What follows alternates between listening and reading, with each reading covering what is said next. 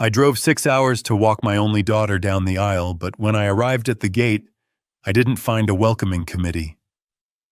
I found a security guard holding a laminated photo of my face with a thick red line drawn through it. Beneath my picture were 4 words that ended my fatherhood forever. Do not let in. I didn't scream. I didn't beg. I simply turned my truck around and made one phone call. 4 hours later, the lights went out, the music stopped, and my daughter realized that her perfect day had ended the moment she decided I wasn't good enough to be part of it. Before I tell you how I turned her wedding into a lesson she will never forget, please like this video and subscribe to the channel. Tell me in the comments if you have ever been ashamed of your family, or if your family has ever been ashamed of you. I want to know your story.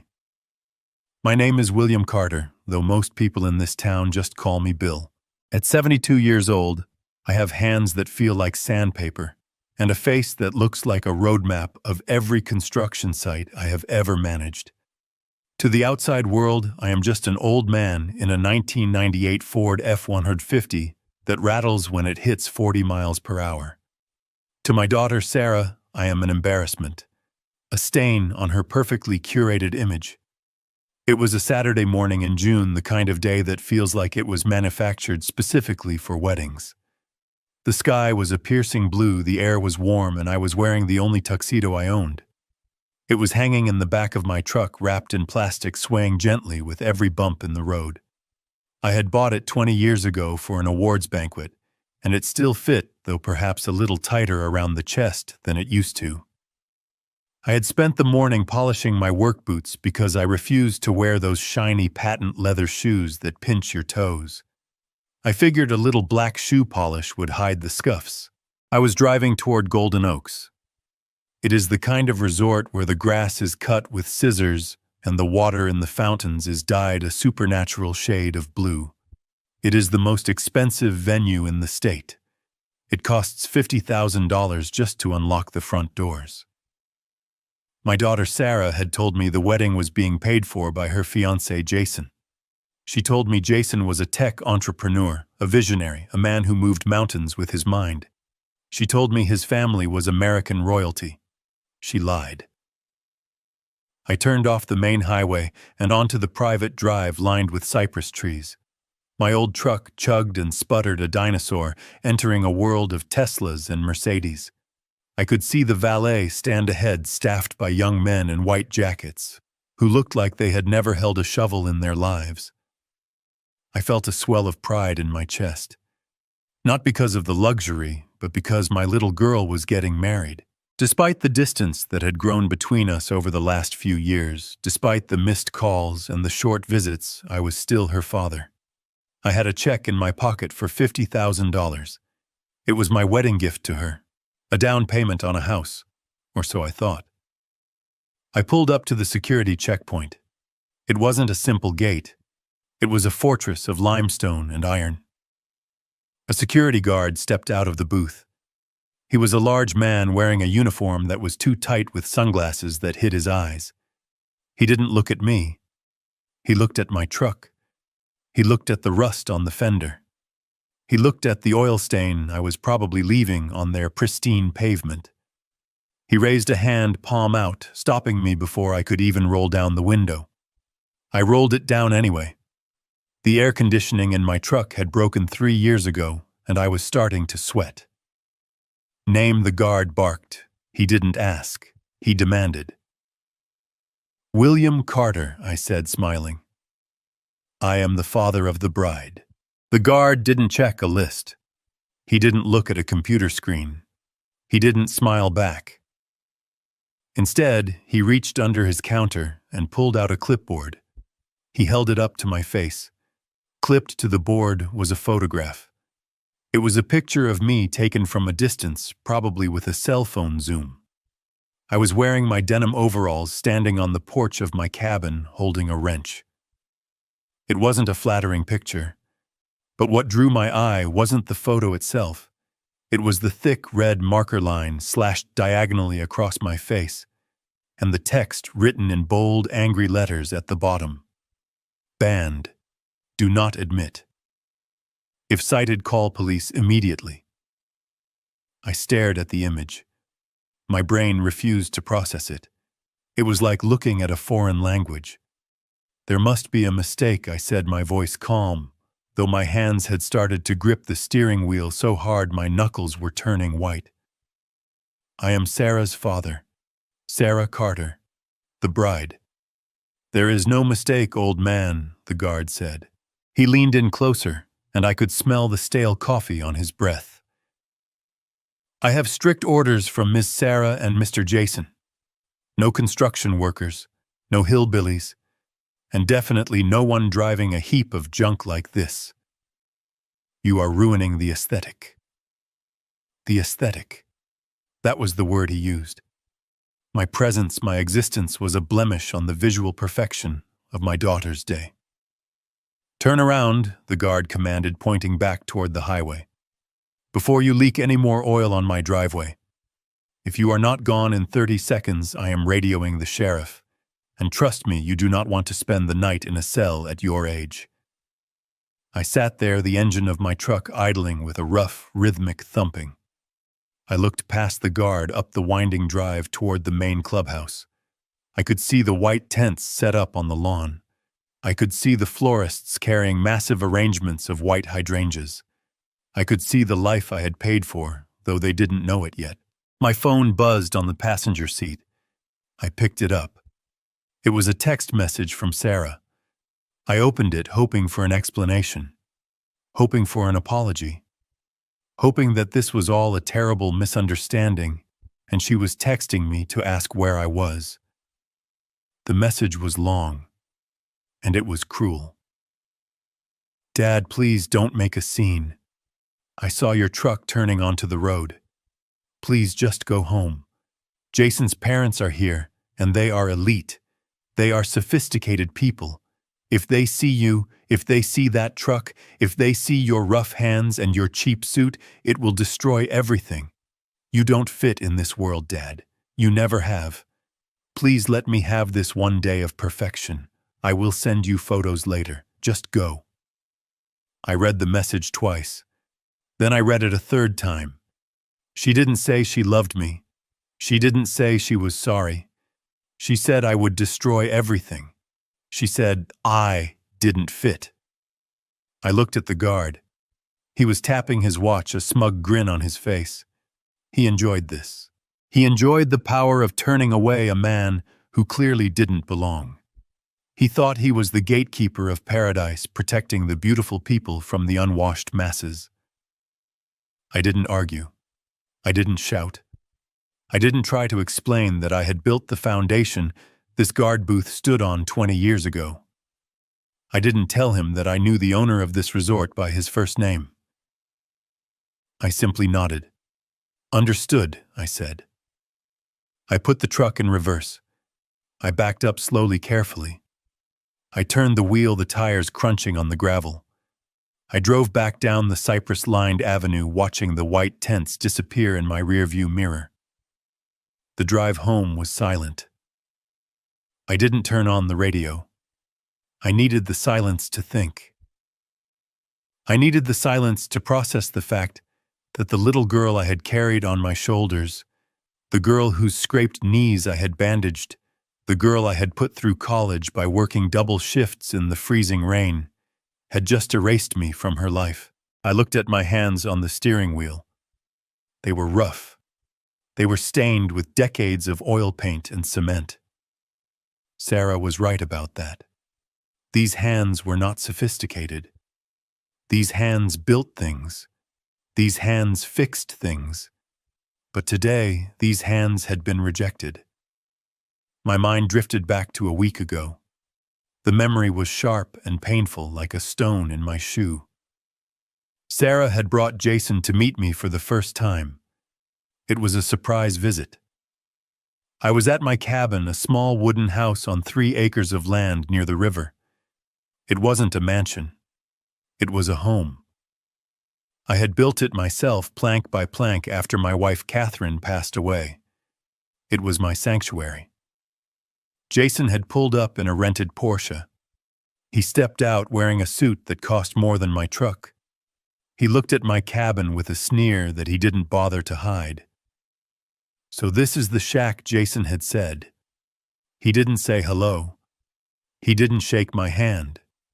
He just looked at my home and called it a shack. Sarah laughed. It was a nervous, high-pitched laugh.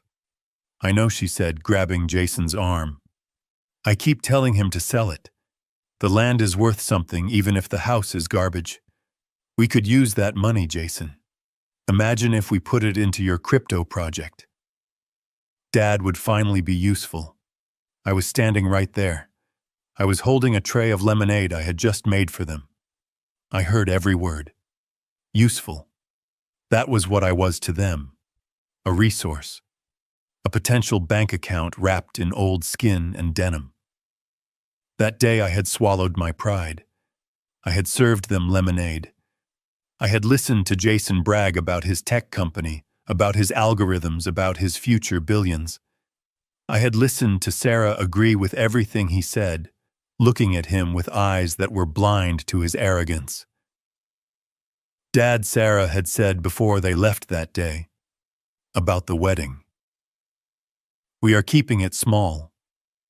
Just close friends.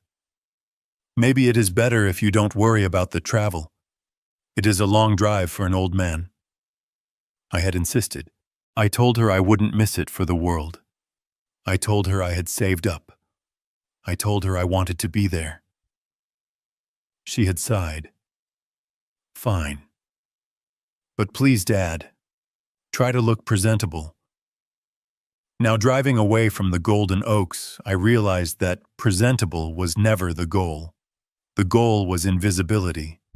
She wanted me to disappear. She wanted the money she thought I could provide by selling my home, but she didn't want the man who came with it. I reached into my pocket and pulled out the check for $50,000. It was a cashier's check, hard cash. I looked at it for a moment, then I tore it in half. Then I tore it in half again. I opened the window and let the pieces of paper fly out into the wind. They scattered like confetti along the highway. I wasn't sad anymore. The sadness had evaporated the moment I saw that red line across my face. What was left was something colder, something harder. It was the clarity of a man who examines a blueprint and realizes the structure is unsound. When a building has a rotten foundation, you don't paint over it. You don't try to patch it. You tear it down. I reached for my phone again. I wasn't going to call Sarah. I wasn't going to beg for entry. I scrolled through my contacts until I found the name I needed. Mr. Henderson. Henderson was my lawyer. But he was more than that. He was the keeper of my secrets. He was the man who managed the Carter Trust. See, Sarah and Jason made a fatal miscalculation. They judged me by my truck. They judged me by my overalls. They assumed that because I lived simply, I was simple. They assumed that because I lived in a cabin, I was poor. They didn't know that I had retired from construction 10 years ago because I had sold my company for $8 million.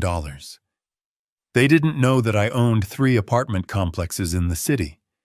They didn't know that I was the silent majority shareholder of the hospitality group that owned the Golden Oaks Resort. I pressed the call button. Henderson answered on the second ring. Bill, is everything all right? The ceremony should be starting soon. It is not starting, Henderson, I said. My voice was steady. I want you to pull the file on the Golden Oaks event for today. The Sarah Carter and Jason Miller wedding. I have it right here, Henderson said. You paid the invoice in full last month, $200,000. Under the anonymous donor clause, just like you asked. Sarah thinks Jason's family paid for it. Correction, I said. I want you to activate Clause 14C of the sponsorship agreement. There was a pause on the line. I could hear Henderson shuffling papers. Clause 14C. Bill, are you sure? That is the immediate revocation clause. It states that funding can be withdrawn instantly if the benefactor is insulted, refused entry, or treated with indignity by the beneficiaries. It is the nuclear option. I am sure, I said. I was refused entry. I was banned. There is a poster of my face at the security gate. Good God, Henderson whispered. His tone shifted from professional to furious. They did what? Shut it down, Henderson. I want you to call the venue manager. I want you to call the catering company. I want you to call the florists. Tell them the credit card on file has been reported stolen. Tell them the funding is pulled. Tell them to stop everything. Right now. Bill, the wedding is in progress. The guests are seated. If we do this, it will be chaos, I know, I said. I looked at the road stretching out before me. Do it. And Henderson. Yes, Bill. Call the resort management. Tell them I want access to the security camera feed. If I can't be there to see my daughter's big day, I want to watch it from my iPad. Consider it done, Henderson said. I hung up the phone. I was 20 minutes from home. 20 minutes until I could pour myself a drink, sit in my favorite chair, and watch the house of cards collapse. They wanted a wedding without me. They were about to get exactly what they asked for. But they forgot one thing. A wedding costs money, and the bank of Dad had just closed its doors forever. I pulled into the dirt driveway of my cabin. The sun was starting to dip lower in the sky, casting long shadows across the porch. It was peaceful here. The river flowed quietly in the distance. The birds were singing. It was a stark contrast to the storm I had just unleashed. I walked inside and didn't even turn on the lights. I went straight to the wall safe behind the painting of the old mill. I spun the dial. Click, click, click. The heavy door swung open. Inside were the deeds, the certificates, the proof of a lifetime of hard labor and smart investments. I took out the folder labeled Sarah. It contained the trust fund documents I had set up for her. A trust that would have given her a monthly allowance for the rest of her life. A trust that would have ensured she never had to worry about bills or rent or medical expenses. I took the folder to my desk. I opened the drawer and took out a red stamp. It was the stamp I used for rejected construction bids. Void. I stamped the first page, then the second, then the third. The sound of the stamp hitting the paper was loud in the quiet room. Thump, thump, thump. It wasn't anger. It was housekeeping. I was cleaning up the mess. I went to the kitchen and poured a glass of whiskey. It wasn't the expensive stuff Jason drank. It was the cheap stuff that burns on the way down. It tasted like truth. I sat down in my leather armchair and opened my iPad. I logged into the secure server for the Golden Oaks Resort. Henderson had worked fast. The login credentials were already in my inbox. I selected the camera feed for the grand ballroom. The image flickered to life. It was magnificent. Crystal chandeliers dripped from the ceiling. Tables were set with gold-rimmed plates and crystal glasses. Waiters were moving through the crowd with trays of champagne. I saw Sarah. She was standing near the head table looking radiant. She was laughing, holding a glass of wine, her other hand resting on Jason's arm. She looked happy. She looked relieved. She thought the problem me had been dealt with. I saw Jason. He was puffing out his chest, talking to a group of men, probably trying to sell them on some imaginary investment. He looked like he owned the place. I saw an older couple sitting next to them. A man in a tuxedo and a woman in a sequined gown. They looked distinguished. They looked wealthy. They must be the elite parents Sarah had told me about. I zoomed in. There was something odd about them. They didn't look at Jason with pride. They looked at their watches. They looked bored. They looked like they were on the clock. I took a sip of whiskey. Then it happened. On the screen, the massive crystal chandelier above the dance floor flickered. Once. Twice. Then it went dark. The music, which had been a soft orchestral swell, cut out abruptly with a screech of feedback. The room plunged into a twilight gloom lit only by the emergency exit signs and the few candles on the tables. I saw heads turn. I saw the confusion ripple through the crowd like a wave. I saw Sarah's smile vanish. She tapped her microphone. Nothing. She looked around, her face twisting into a mask of irritation. Then a man in a dark suit walked onto the stage. I recognized him. It was Mr. Sterling, the general manager of the resort. He didn't have a microphone, so he cupped his hands around his mouth. I turned up the volume on my iPad. The security microphones were sensitive. I could hear the murmur of the crowd die down as Sterling began to speak. "Ladies and gentlemen," Sterling shouted, his voice echoing in the sudden silence. "I apologize for the interruption. However, we have just received notification that the funding for this event has been withdrawn. The credit line has been canceled by the account holder." I saw Sarah drop her wineglass. It shattered on the dance floor, red liquid splashing onto her white dress like a wound. "This is a private facility," Sterling continued, his voice devoid of sympathy. "Without payment, we cannot continue services. The kitchen has been closed. The bar is closed. We are asking all guests to please vacate the premises within 15 minutes. The room exploded into chaos. Sarah lunged at Sterling. I could hear her screaming, her voice shrill and panicked. "What are you talking about? My husband paid for this. Check the card again."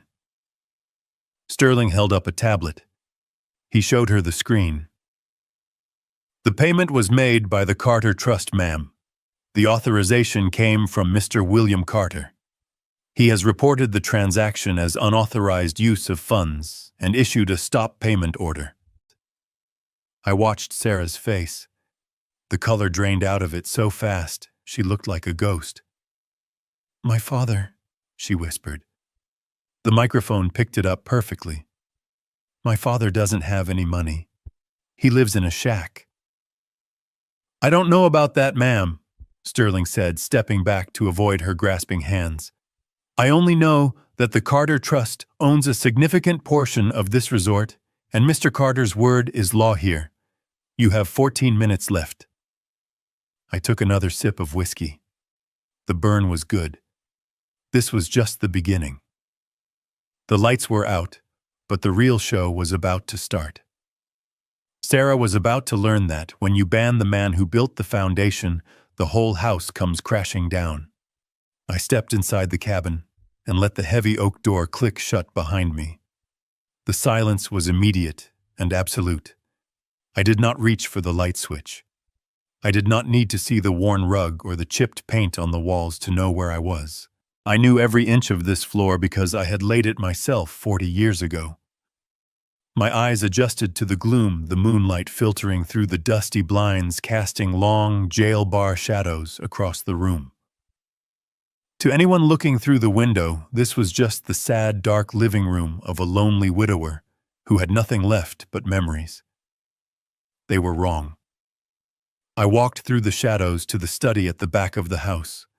There was a painting on the far wall, a simple watercolor of the lake my wife Catherine had painted 3 months before she died.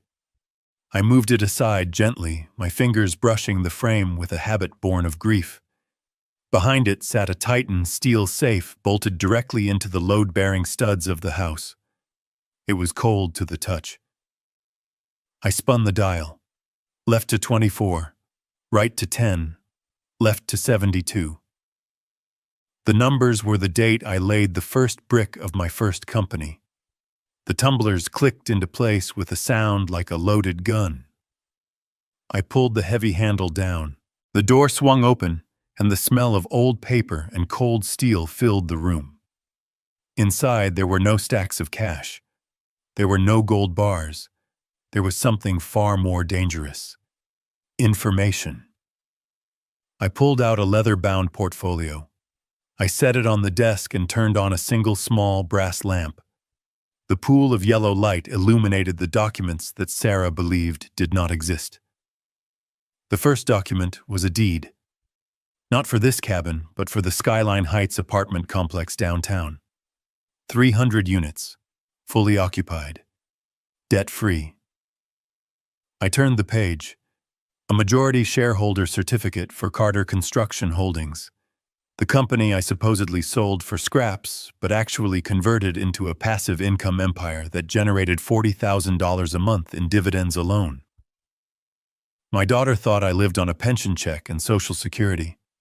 She thought the reason I drove a 20-year-old truck was that I couldn't afford a new payment. She never understood that wealth isn't loud. Wealth is quiet. Wealth is having the freedom to not care what a security guard thinks of your boots. Then I reached for the blue folder, the one that mattered tonight. I opened it. On the top was the invoice for the Golden Oaks Resort wedding package, $212,000, paid in full via wire transfer 3 months ago.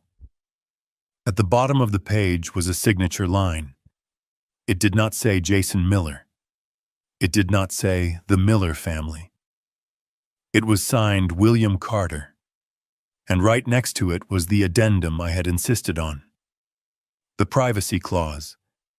It stated that the source of the funding must remain anonymous to the bride and groom unless a breach of contract occurred. I ran my thumb over the signature. Sarah had called me crying months ago, saying Jason's funds were tied up in overseas investments, and they needed a deposit to secure the date. She had lied. Jason didn't have funds tied up. He was broke. I knew because I had run a credit check on him the day they got engaged. I had paid for this wedding not because I was a fool, but because I wanted my daughter to have her dream even if she was marrying a nightmare. I had saved her from humiliation. I had covered her fiancé's lies. I had literally paved the road she was walking on today. And her thank you was a photo of my face at the security gate telling the world I was unwanted trash. I dug deeper into the safe and pulled out one last document. It was a commercial lease agreement. It was the master lease for the land the Golden Oaks Resort stood on. I had bought the acreage 30 years ago when it was just swamp and timber. I leased it to the resort management company on a 99-year term. I wasn't just the man who paid for the party. I was the landlord of the very soil Sarah was standing on right now. If I wanted to, I could technically evict the entire resort, though that would take months of court battles. But I didn't need to do that. I just needed to stop the music. I looked at the papers spread out under the lamp. They were proof of a life spent building, saving, and protecting. They were the legacy I had built for Sarah. And tonight she had rejected the builder but tried to keep the building. I looked at the clause again. Clause 14C, breach of conduct. It gave the benefactor the right to terminate the event immediately if the venue or the guests acted in a way that dishonored the donor. Banning the man who wrote the check was definitely a dishonor. I wasn't just an old man in a truck anymore. In this room, under this lamp, I was the institution. I was the bank. I was the CEO. And I was about to call in a debt that could not be paid. I closed the folder. The sound was final. It was the sound of a gavel hitting the block. It was time to make the call. I reached into the bottom drawer of my desk, past the old blueprints and the faded tax returns from 1999. My hand closed around a thick manila envelope that had been delivered to my doorstep 3 days ago via private courier. It had no return address, just a red stamp that read confidential. I had resisted opening it until now. A part of me, the part that was just a father who wanted to walk his little girl down the aisle, had wanted to believe the fairy tale. I wanted to believe that Jason really was the tech visionary Sarah claimed he was. I wanted to believe that she had found a partner who could provide for her the way I always had. But the builder in me, the man who knows that you never pour concrete until you have tested the soil, knew better. I had hired Reynolds, the best private investigator in the state, a month ago, when Sarah started asking me for large sums of cash to cover investment opportunities Jason had found. I pulled the tab on the envelope. The sound of the paper tearing was sharp in the quiet room. I slid the contents out onto the desk right next to the deed to the resort. It was a dossier. A thick stack of paper clipped together, smelling of toner and cold hard facts. The first page was a summary, a background check on one Jason Alexander Miller. I scanned the basic information: date of birth, social security number, last known address. It wasn't the penthouse apartment Sarah had bragged about. It was a sublet in a transient neighborhood near the airport. Then I got to the employment history. Sarah had told me Jason was the CEO of a company called Nebulous Systems. She said they were revolutionizing the blockchain. She used words like synergy and disruption. I looked at the report. Reynolds was thorough. Occupation, unemployed. Previous employment, shift supervisor at a car rental agency, terminated for cause. Sales associate at a cell phone kiosk, quit after 3 months. There was no Nebulous Systems. There was no tech empire. There was just a website registered on a free domain host 3 months ago, populated with stock photos of people shaking hands in glass conference rooms. The CEO headshot wasn't even Jason. It was a model from a stock image library. I turned the page and felt a cold knot tighten in my stomach.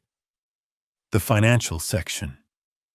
This was where the fairy tale turned into a horror story. Jason didn't have millions. He had debt. Massive, suffocating, life-ending debt. The report listed judgments from 3 different credit card companies totaling over $80,000. But that was the clean debt. That was the debt you handle in bankruptcy court. The next page listed the dirty debt. Reynolds had dug deep. He had found the gambling records. Atlantic City. Online sports betting sites based in the Caribbean. Underground poker rooms in the city. Jason was a gambler, and he was a bad one. Total estimated liabilities to unlicensed lenders, $540,000. I stared at the number. $500,000. This wasn't just bad money management. This was a death sentence. I realized with a jolt of clarity exactly what this wedding was. It wasn't a celebration of love. It was a fundraising event. Jason wasn't marrying my daughter because he cherished her. He was marrying her because he needed the cash gifts. He needed access to her credit score, which was still pristine thanks to my guidance. He needed a wife he could use as a shield against the people who break legs for a living. I flipped through the photos attached to the file. Grainy shots of Jason arguing with men in leather jackets outside a pool hall. Photos of him pawning a Rolex watch. Photos of him driving a rented Lamborghini, the same one he had driven to my house to mock me, and then returning it an hour later to avoid the extra mileage fees. He was a hollow man. A shell of ego and desperation painted over with a thin layer of arrogance. And my daughter, my smart, ambitious Sarah, had fallen for it, hook, line, and sinker. She had looked at his rented suit and his leased car and seen a prince. She had looked at my paid-for truck and my paid-for land and seen a peasant. I felt a surge of anger so hot it made my vision blur. I wanted to drive back to the resort, kick down the doors, and drag him out by his collar. I wanted to expose him right there in the middle of the dance floor. But then I turned the page to the section titled The Parents. This was the knife twist. This was the part that turned my anger into something freezing cold. Sarah had been so specific about Jason's parents. She had told me they were old money. The type of people who summer in the Hamptons and winter in Aspen. She said they were sophisticated, cultured, the kind of people who wouldn't understand a man like me. That was her justification for the sign at the gate. She was protecting their delicate sensibilities from the sight of her blue-collar father. I looked at the dossier. Reynolds had identified the couple sitting at the head table right now. The man was not an oil tycoon. His name was Gary. He was a retired high school drama teacher who did local commercials for car dealerships. I recognized him now. He was the guy who yelled about low financing rates on the local cable channel at 2 in the morning. The woman was not a socialite. Her name was Linda. She was a former hostess who picked up extra work through a casting agency for distinguished seniors. Booking fee, $200 per hour plus meals. I leaned back in my chair, the leather creaking under my weight. The silence of the cabin felt heavy pressing against my eardrums. My daughter had banned her real father, the man who had held her hand when she got stitches, the man who had paid for her braces, the man who had taught her how to ride a bike to make room for 2 actors hired from a catalog.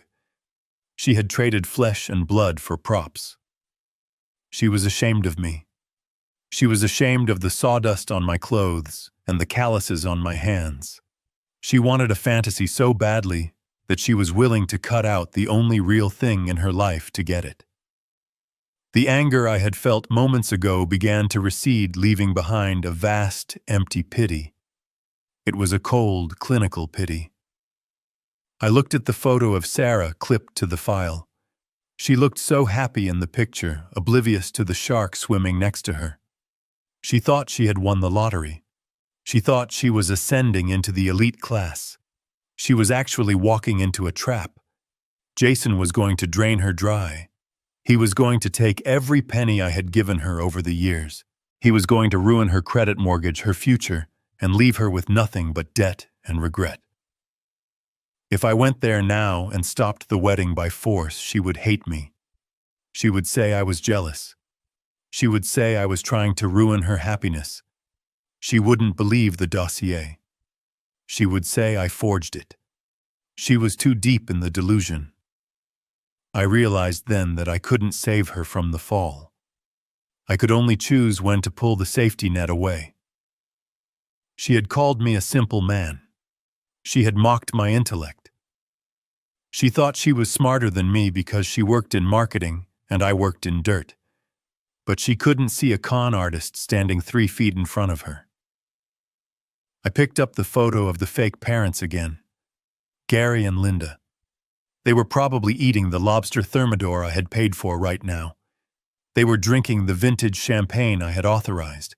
They were playing their roles perfectly, smiling and nodding, checking their watches, waiting for their shift to end so they could collect their check and go home. And Sarah. She was beaming at them, desperate for their approval, desperate to be accepted into a family that didn't exist. It was pathetic. It was the most tragic thing I had ever seen. My eyes moved to the bottom of the dossier where Reynolds had stapled a printout of Jason's text messages. He had managed to clone Jason's phone for a brief window. The texts were from yesterday. From Jason to a contact named Vinny, don't worry about the payment. The wedding is tomorrow. The old man gave her a fat check, plus the cash gifts. I'll have your $50K by Monday. Just call off the dogs. From Sarah to Jason, I handled my dad. He won't be coming. I told security to keep him out. I don't want him embarrassing your parents. From Jason to Sarah, good girl. We don't need that trash around us. We are building an empire, babe. Trash. That is what he called me. And she agreed. Good girl, he called her. Like she was a dog he had trained to bite the hand that fed her. I closed the dossier. The pity hardened into resolve. I wasn't just an excluded father anymore. I was the judge, and the verdict was guilty. She wanted to live in a fantasy fine. I would let the fantasy play out until the lights went off. I would let her stand in the dark with her fake husband and her fake in-laws. I would let her feel the cold reality of the world she had chosen. I wasn't doing this to be cruel. I was doing this because it was the only lesson she would ever understand. You cannot build a life on lies. You cannot build a future on debt. And you certainly cannot build happiness by discarding the people who love you. I looked at the phone on my desk. It was time to make the call to Henderson. It was time to cut the power. It was time to show Sarah exactly what her empire was worth when the Bank of Dad stopped making deposits. I reached for the receiver. My hand was steady. I didn't feel like crying anymore. I felt like working. And tonight, my work was demolition. I was going to bring the whole house down, brick by fake brick. I picked up the receiver of the landline on my desk. It was an old, heavy black phone, the kind that feels like a weapon in your hand. I dialed Arthur Henderson's private mobile number. I didn't need to look it up. I had memorized it 20 years ago when he helped me navigate the zoning wars that allowed me to build the very resort where my daughter was currently celebrating her exclusion of me. The line rang once, twice, then a click. Bill Henderson's voice came through crisp and professional, though I could hear the faint hum of background noise. He was likely in his home office, monitoring the situation, waiting for the other shoe to drop. He knew me too well to think I would just drive away into the sunset. "It is time, Arthur," I said. My voice didn't shake. It didn't waver. It sounded like it did when I used to call a foreman to tear down a framing job that wasn't up to code. Flat. Final. There was a pause on the other end. A long, heavy silence.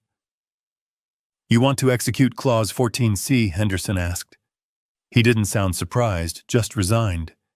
He was a good lawyer. He knew that when a contract is breached, the remedy must be enforced. "Execute it," I confirmed. "But I do not just want the funding pulled. I want a complete facility lockout. We are moving from a sponsorship withdrawal to a hostile shutdown." I leaned forward in my chair, resting my elbows on the dossier of Jason's lies. "Walk me through the kill switch, Arthur. I want to know exactly what is going to happen." Henderson cleared his throat. I could hear the rustle of papers. "All right, Bill. I have the master control agreement for Golden Oaks open. As the majority shareholder of the holding company, you have executive override on all facility operations. Step 1 is the financial severance. I am logging into the merchant portal right now." I waited. I took a sip of whiskey. "Done," Henderson said. "The master account linked to the event has been frozen. The credit limit has been set to 0. Any further charges attempted by the venue staff for drinks overtime or incidentals will be declined instantly. The open bar tab is now a dead account." "Good," I said. "Now the infrastructure." "I want the room dead, Arthur. I am contacting the facility manager Dave on the other line," Henderson said. His voice was typing as he spoke. "I am issuing a code red override. This instructs the engineering team to isolate the power grid for the grand ballroom. We are not cutting the emergency lights. We don't want a lawsuit for injuries, but the main stage power, the audio-visual circuits, and the atmospheric lighting are being cut." "How long?" I asked. 90 seconds, Henderson replied. "Dave is at the breaker panel. He is just waiting for my confirmation code." "Give it to him," I said. "And the sound." "The sound system is on a separate loop," Henderson explained. "We are remotely revoking the digital license for the DJ's interface. His console is going to lock up. The microphones will mute. The speakers will cut." Silence, Bill. Absolute silence. "And the food?" I asked. "I paid $50,000 for a 5-course meal. I don't want Jason or his fake parents taking a single bite of the entree." "The catering manager is getting the call now," Henderson said. "The order is to cease service immediately. The waitstaff is being instructed to clear the tables. If the food hasn't been served, it stays in the warming ovens. If it is on the table, it gets bussed. The contract states that upon funding cancellation, all unconsumed inventory remains the property of the vendor.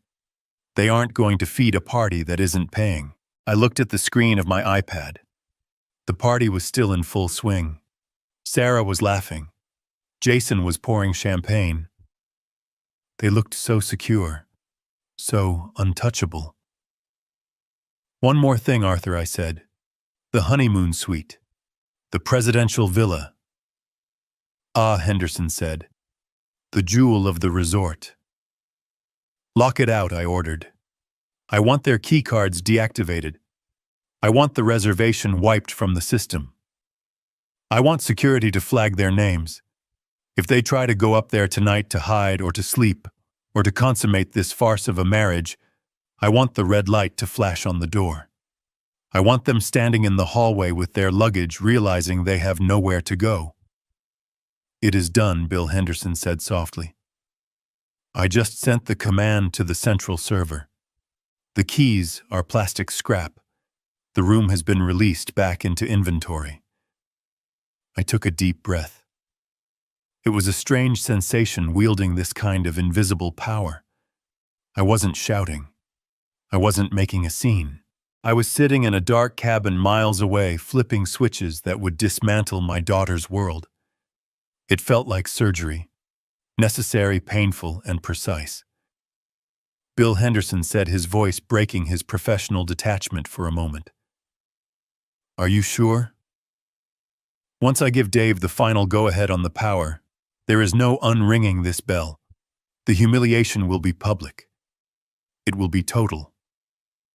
I looked at the photo of me on the clipboard that the guard had held up. Banned. Do not let in. They wanted me out, Arthur, I said. They wanted to erase me. I am just giving them what they wanted. A wedding completely free of my influence. Which means a wedding free of my money, my property, and my protection.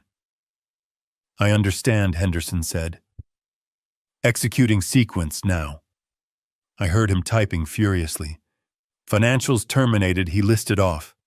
Catering stop order issued. Security alerted to remove unauthorized guests once the contract is voided. And power cut initiated. I watched the screen.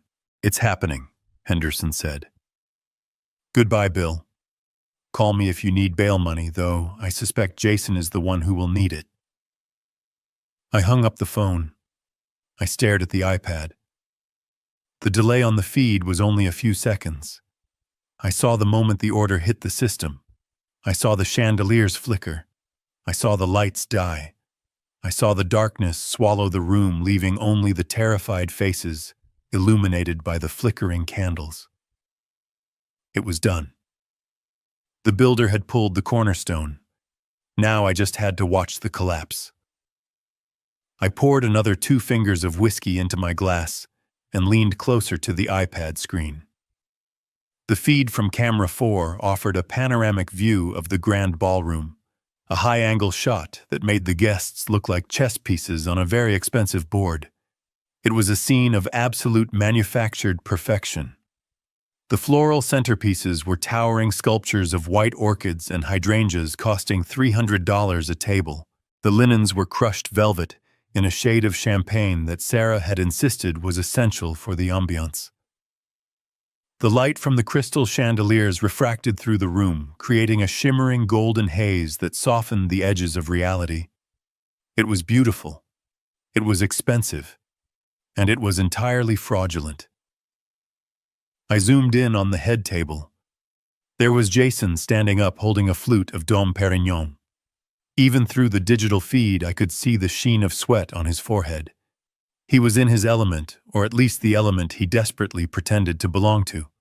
He was wearing a tuxedo that fit him a little too well, likely tailored within an inch of its life to hide the fact that he was a man crumbling under the weight of $500,000 in debt. He was gesturing expansively with his free hand, addressing a group of men at the adjacent table. These weren't friends. I recognized one of them. It was the local Lexus dealer. Jason wasn't celebrating his marriage. He was networking. He was pitching. I turned up the volume on the iPad. The ambient noise of clinking silverware, and polite laughter filled my quiet cabin. I could catch snippets of Jason's voice, loud and brash, cutting through the murmur. Blockchain integration, he was saying, pumping his fist slightly. We are talking about a paradigm shift in how assets are liquidated. Nebulous Systems isn't just a company, gentlemen. It is a movement. You get in on the ground floor now, and in 6 months you are looking at a 10x return. Conservative estimate. He took a swig of champagne, not sipping it like a gentleman, but gulping it like a man who needed the liquid courage. He looked manic. His eyes darted around the room, scanning the exits, scanning the faces, perhaps looking for the debt collectors he knew were circling. But to the room, he was the picture of young, aggressive success. He was selling the dream, and everyone was buying it because the venue was so opulent, the wine was so good, and the lie was so pretty. Then the camera panned slightly to the left, and I saw Sarah. My heart didn't break. It had already broken at the gate. Now it just felt heavy like a stone sinking in mud. She looked radiant. Her dress was a Vera Wang custom design, silk and lace, costing more than my first car.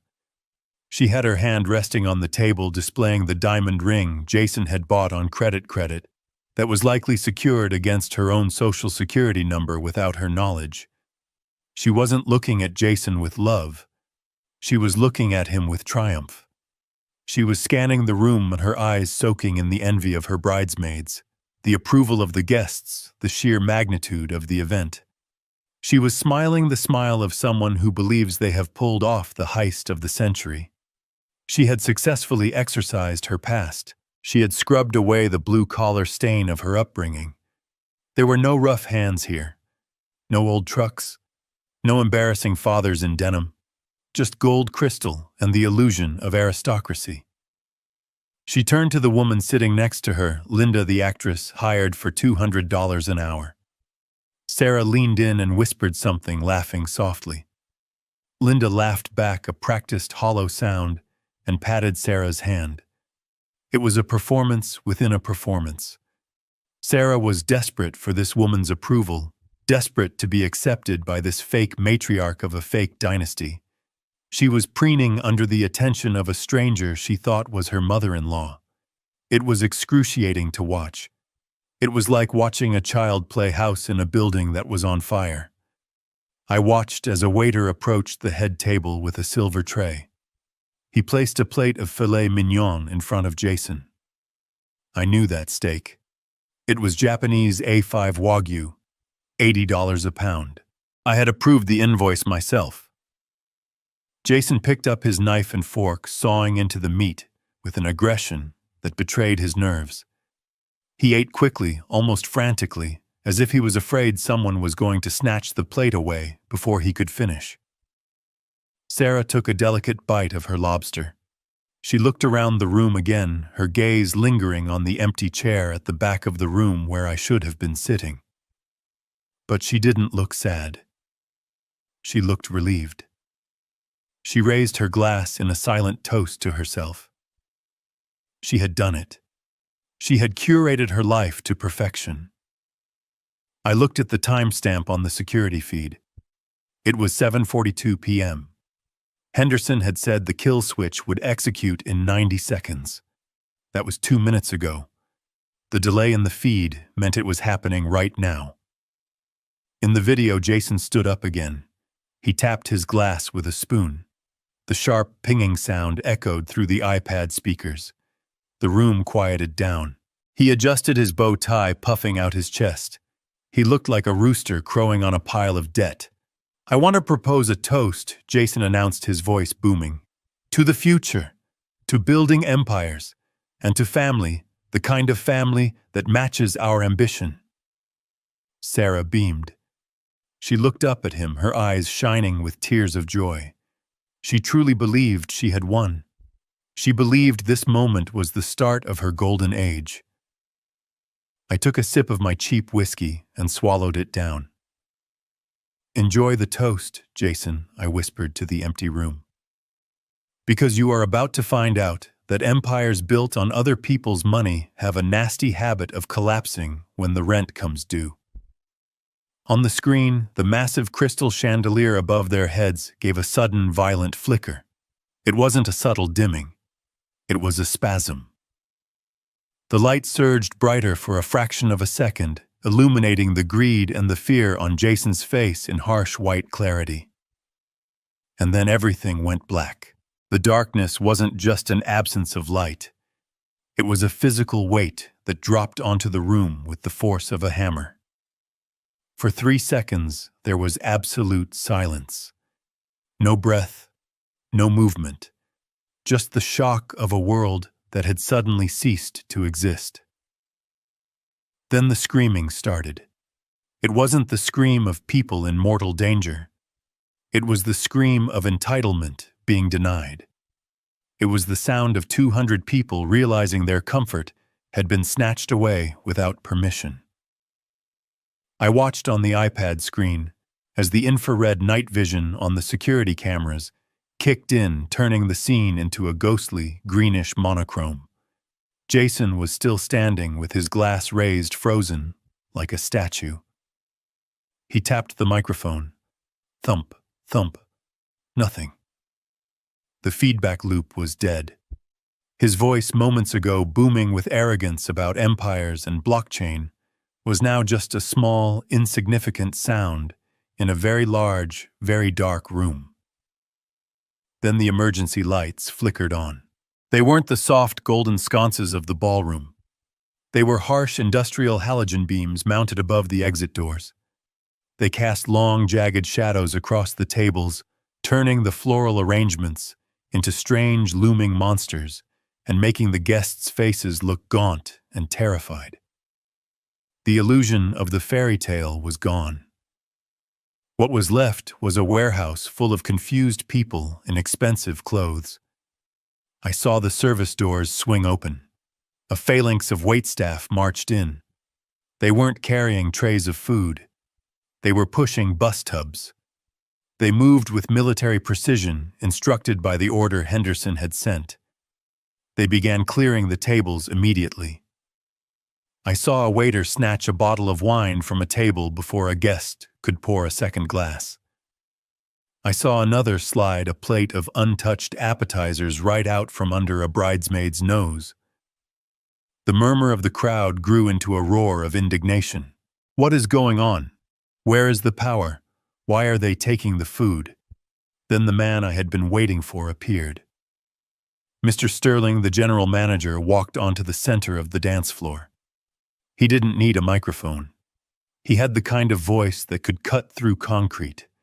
He held a tablet in one hand and a megaphone in the other, though he didn't raise it yet. He looked up at the head table directly at Jason and Sarah. "Ladies and gentlemen," Sterling shouted. The room quieted down, not out of respect, but out of confusion. "May I have your attention, please?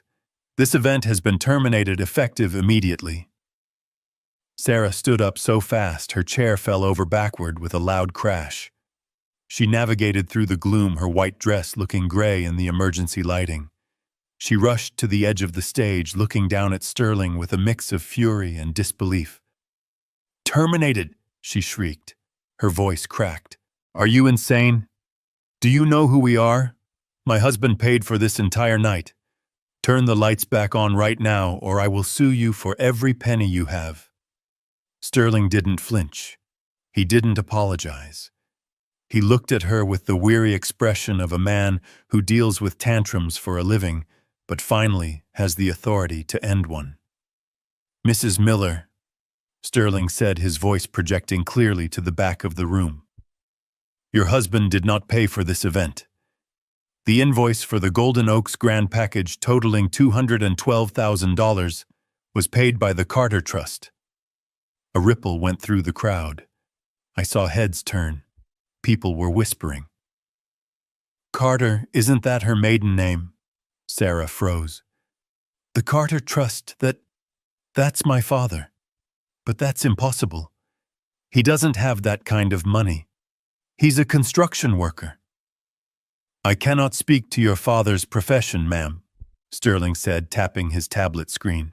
"I can only speak to the fact that William Carter is the account holder. And 10 minutes ago, Mr. Carter issued a formal stop payment order on all funds associated with this event, due to a breach of contract. Breach of contract? Sarah stammered. She looked back at Jason, who had slumped into his chair, his face buried in his hands. What breach? Sterling looked up at her, and even through the grainy camera feed, I could see the cold satisfaction in his eyes. Clause 14C, Sterling announced to the room. The donor reserves the right to withdraw funding if they are denied access to the event or treated with indignity. We received a report from Gate Security that Mr. Carter was barred from entering the premises on your specific orders. He was turned away at the gate. The room gasped. It was a collective intake of breath that sucked the air out of the ballroom. The guests turned to look at each other. The whispers became louder, sharper.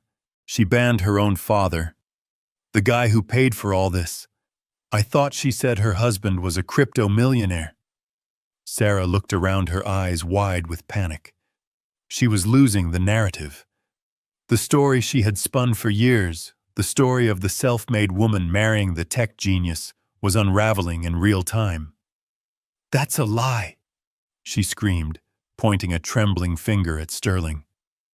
My dad is a broke old man. He lives in a shack. He couldn't pay for a coffee, let alone this wedding. Jason paid. Jason, tell them. She turned to Jason. She grabbed his shoulder and shook him. Jason, tell him, show him the receipt, show him the bank transfer. Jason looked up. His face was pale, slick with sweat. He looked like a cornered animal. He didn't look at Sarah. He looked at the exit signs. Jason, Sarah whispered. The microphone on the head table had been cut, but the ambient mics caught her voice perfectly. Why aren't you saying anything? Jason stood up slowly. He adjusted his jacket, but his hands were shaking so bad he couldn't straighten the lapels. There was a mix-up with the bank, Jason mumbled. It was weak. It was pathetic. My funds are overseas. The transfer must have bounced. I told your dad to cover the deposit just in case. The deposit? Sterling laughed. It was a harsh, dry sound. Mr. Miller, the Carter Trust paid the full balance 3 months ago. You haven't paid a dime. In fact, the credit card you put on file for incidentals was declined an hour ago for a $10 charge at the lobby bar. The humiliation was total. It was absolute. 200 people watched as the golden boy crumbled into dust. The man who claimed to be building empires couldn't even buy a cocktail. Sterling raised the megaphone now. He wasn't talking to Sarah anymore. He was talking to the crowd. The kitchen is closed, Sterling announced, his voice amplified and distorted, echoing off the walls like the voice of doom. The bar is closed. Security is currently escorting the valet staff off the premises. If you want your cars, I suggest you retrieve your keys from the front desk immediately. You have 10 minutes to vacate the property before we lock the main gates. The panic set in instantly. It wasn't the panic of danger. It was the panic of inconvenience. The elite guests, the people Sarah had so desperately wanted to impress, didn't rally around her. They didn't offer support.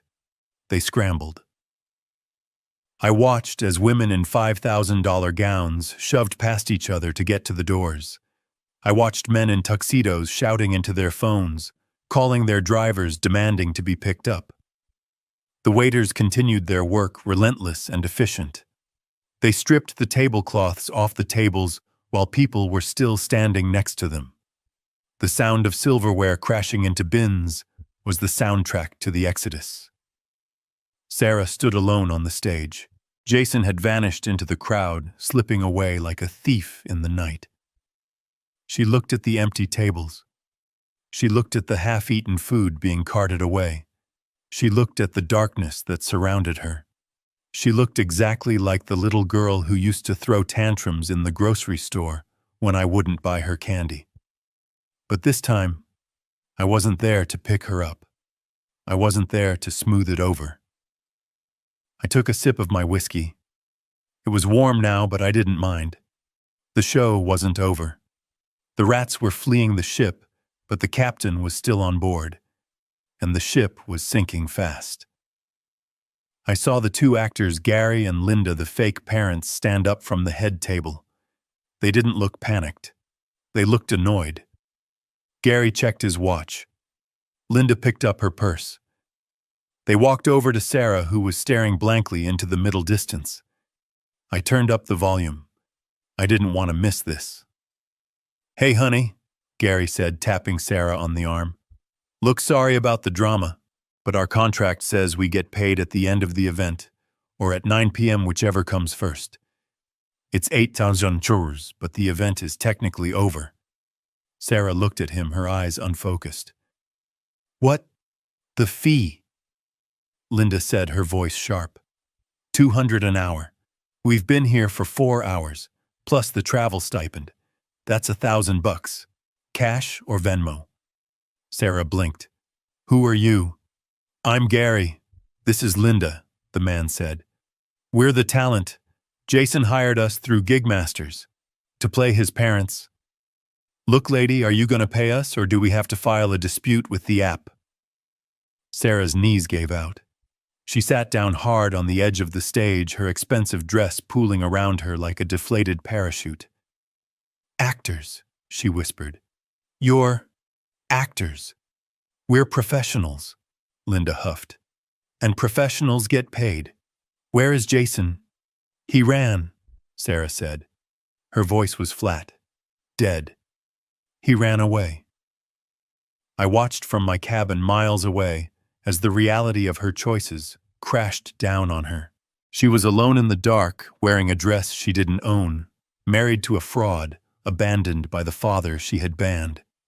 It was the most expensive lesson I had ever taught her, and class was just beginning. I watched the screen as the woman Sarah believed to be her mother-in-law unclasped her purse.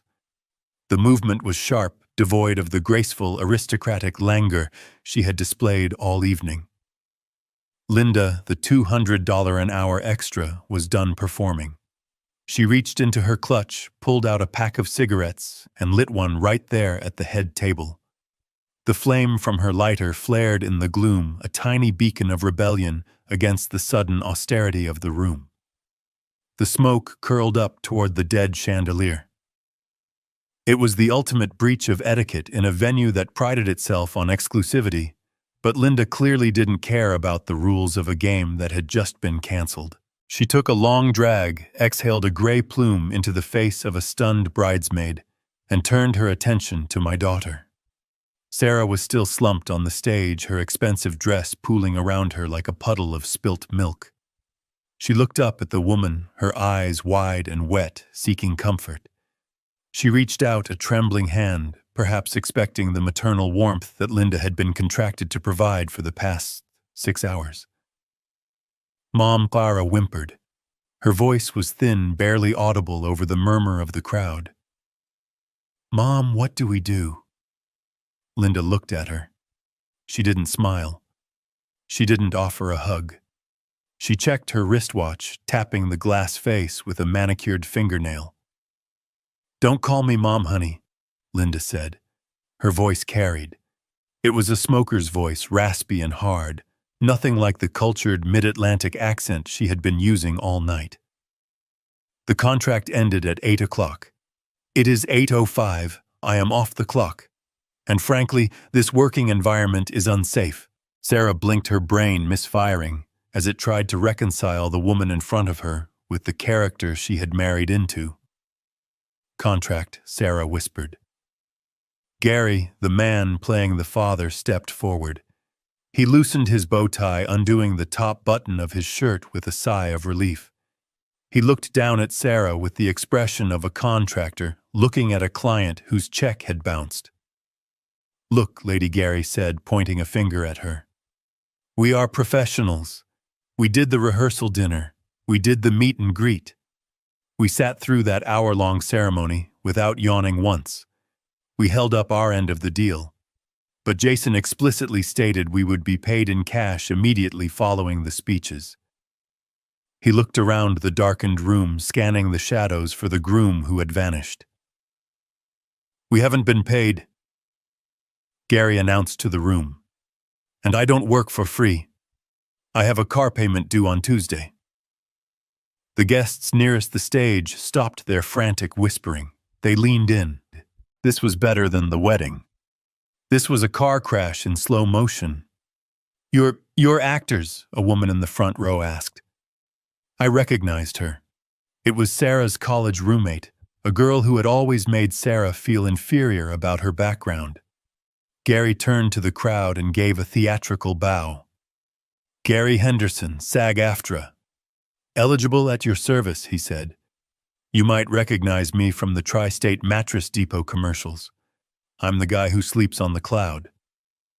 A ripple of recognition went through the crowd. Someone laughed. It was a short, sharp bark of disbelief. "Wait," a man shouted from table 4. "You told me you made your fortune in offshore drilling." "We spent 20 minutes talking about oil futures." I improvised, Gary shrugged. "It is called method acting. I Googled it in the car on the way over." The humiliation was expanding, radiating outward from Sarah like a shockwave. She scrambled to her feet, her heels slipping on the polished floor. "Stop it!" she screamed. "Stop talking. You are Jason's parents. You live in Martha's Vineyard. You have a yacht." Linda blew another stream of smoke into the air. "Honey, I live in a 2-bedroom apartment in Queens and I take the subway," she said flatly. "The only yacht I have ever been on is the Staten Island ferry. Now, are you going to pay us, or do we have to call the police and report a theft of services?" Sarah looked around wildly. "Jason," she shrieked. "Jason, tell them to stop!" But Jason was gone. The rat had scurried off the ship the moment the water started rushing in. Sarah stood alone, surrounded by the wreckage of her lies. The 2 people she had used to validate her social climbing, the 2 people she had preferred over her own flesh and blood, were now shaking her down for petty cash in front of 200 witnesses. And then the phones came out. It started with 1 or 2, a discreet lift of a smartphone, a quick snap. But as the absurdity of the situation sank in, the floodgates opened. The guests, these people Sarah had curated so carefully, these friends she wanted to impress so desperately, turned on her. They weren't helping her. They were filming her. I watched on my screen as dozens of small, rectangular lights illuminated the darkness. They were like fireflies surrounding a dying animal. The flashes popped, blinding Sarah, freezing her terror in high definition. I could see their lips moving. I didn't need audio to know what they were saying. They were live streaming. They were posting stories. They were typing hashtags. Wedding fail, groom missing, fake parents. Sarah covered her face with her hands. She tried to hide, but there was nowhere to go. She was trapped in the center of the room, illuminated by the merciless glow of social media. This is what she wanted, I thought, taking a sip of whiskey. She wanted to be the center of attention. She wanted to be viral. She wanted everyone to look at her. Well, they were looking now. One of the bridesmaids, a girl in a pink dress, who looked like she had cost more than my entire house, stepped up to the edge of the stage. She didn't offer a hand to help Sarah down. She held up her phone and started recording a selfie video with Sarah sobbing in the background. "Oh my God, you guys," the bridesmaid said, her voice carrying to the security mic. "You will not believe this. The groom is a fraud. The parents are paid actors, and the bride just got dumped at the altar because the checks bounced. This is literally the most insane thing I have ever seen." Sarah heard her. She lowered her hands. She looked at her friend. "Becky," Sarah whispered. "Please, don't." Becky didn't stop recording. She just pivoted to get a better angle of the fake mother smoking a cigarette. "This is gold," Becky said. I watched Sarah's posture collapse. It wasn't just fear anymore. It was the crushing weight of realization. She was realizing that these people weren't her friends. They were an audience, and she had just become the entertainment. Linda stepped closer to Sarah, invading her personal space. "Look, sweetheart," Linda said, her voice dropping to a menacing growl. "Jason owes us $2,000. If he is not here, the debt falls to you. You are the bride. You are the partner. Pay up." "I don't have it," Sarah sobbed. "I don't have any money. Jason handled everything." "Then give me the ring," Linda said. I sat up straight in my chair. What Sarah gasped, clutching her left hand. "The ring," Linda repeated. She reached out and grabbed Sarah's wrist. "It looks like a 2-carat stone. If it is real, it will cover our fee. If it is cubic zirconia, I am going to be very upset." "No," Sarah screamed, trying to pull away. "It is my engagement ring." "It is collateral," Gary added, stepping in to block Sarah's retreat. "Hand it over and we walk. Don't hand it over and we call the cops. Theft of services is a misdemeanor, but with the amount involved here, we might be able to push for grand larceny if we pool our claims." The guests were laughing now. Not a polite titter, but a cruel, raucous laughter. They were cheering for the actors. They were chanting. "Give her the ring, give her the ring." It was a mob dressed in tuxedos and evening gowns. They had been denied their dinner, they had been denied their party, and now they wanted blood.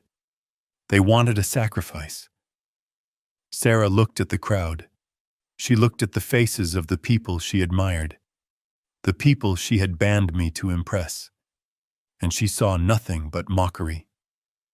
She looked down at her hand.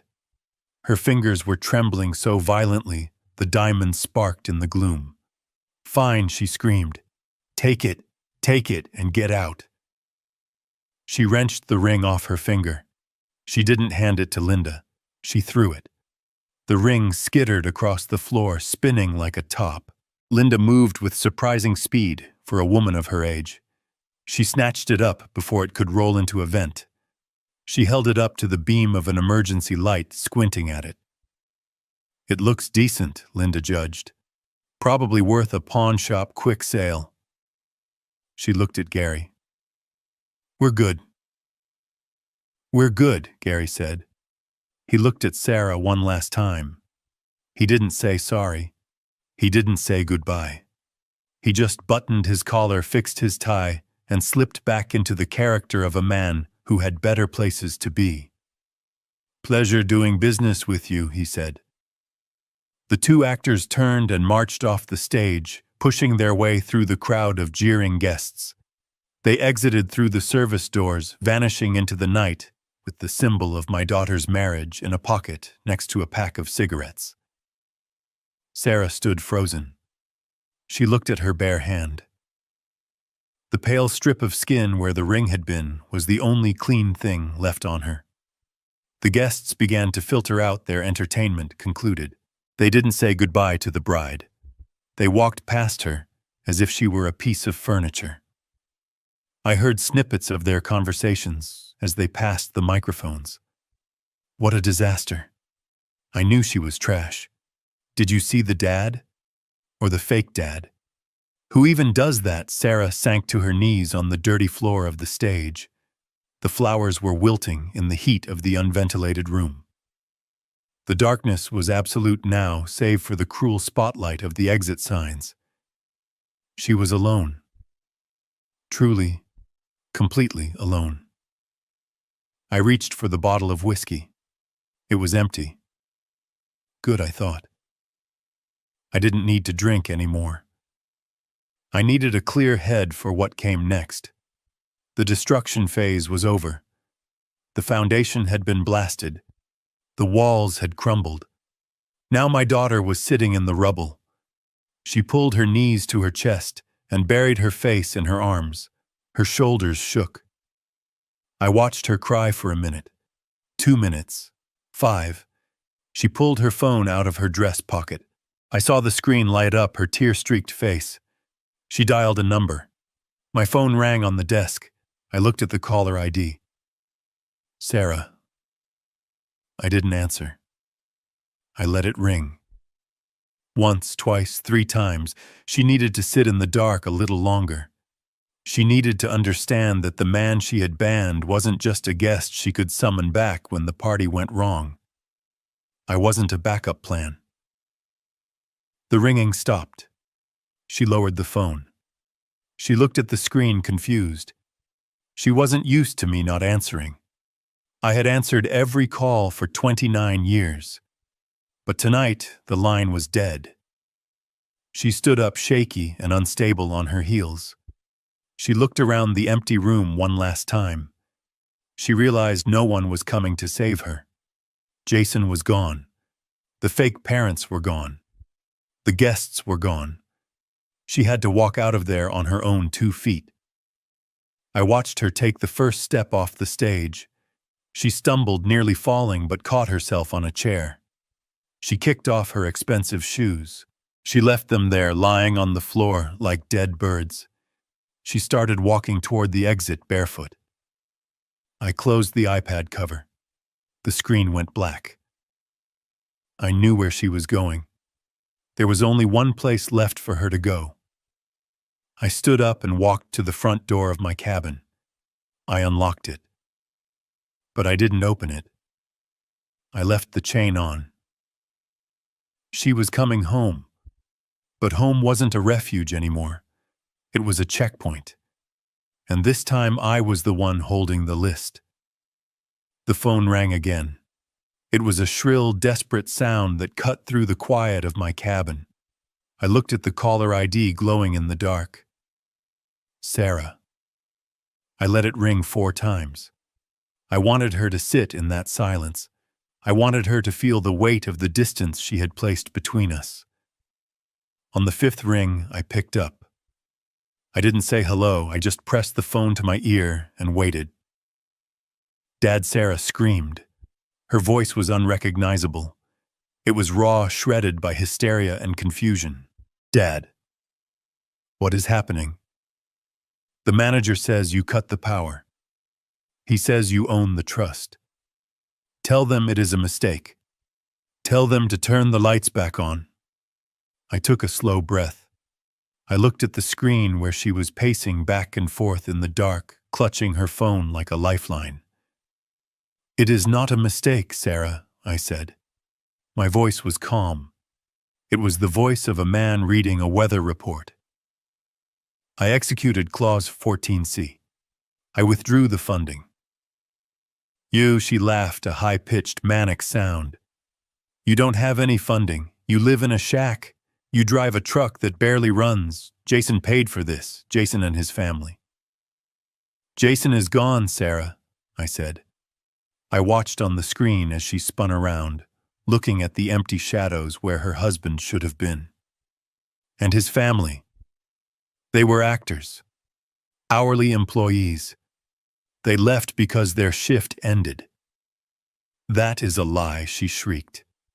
You are jealous. You are trying to ruin me because I didn't invite you. You didn't just not invite me, Sarah, I corrected her. You banned me. I saw the photo at the gate.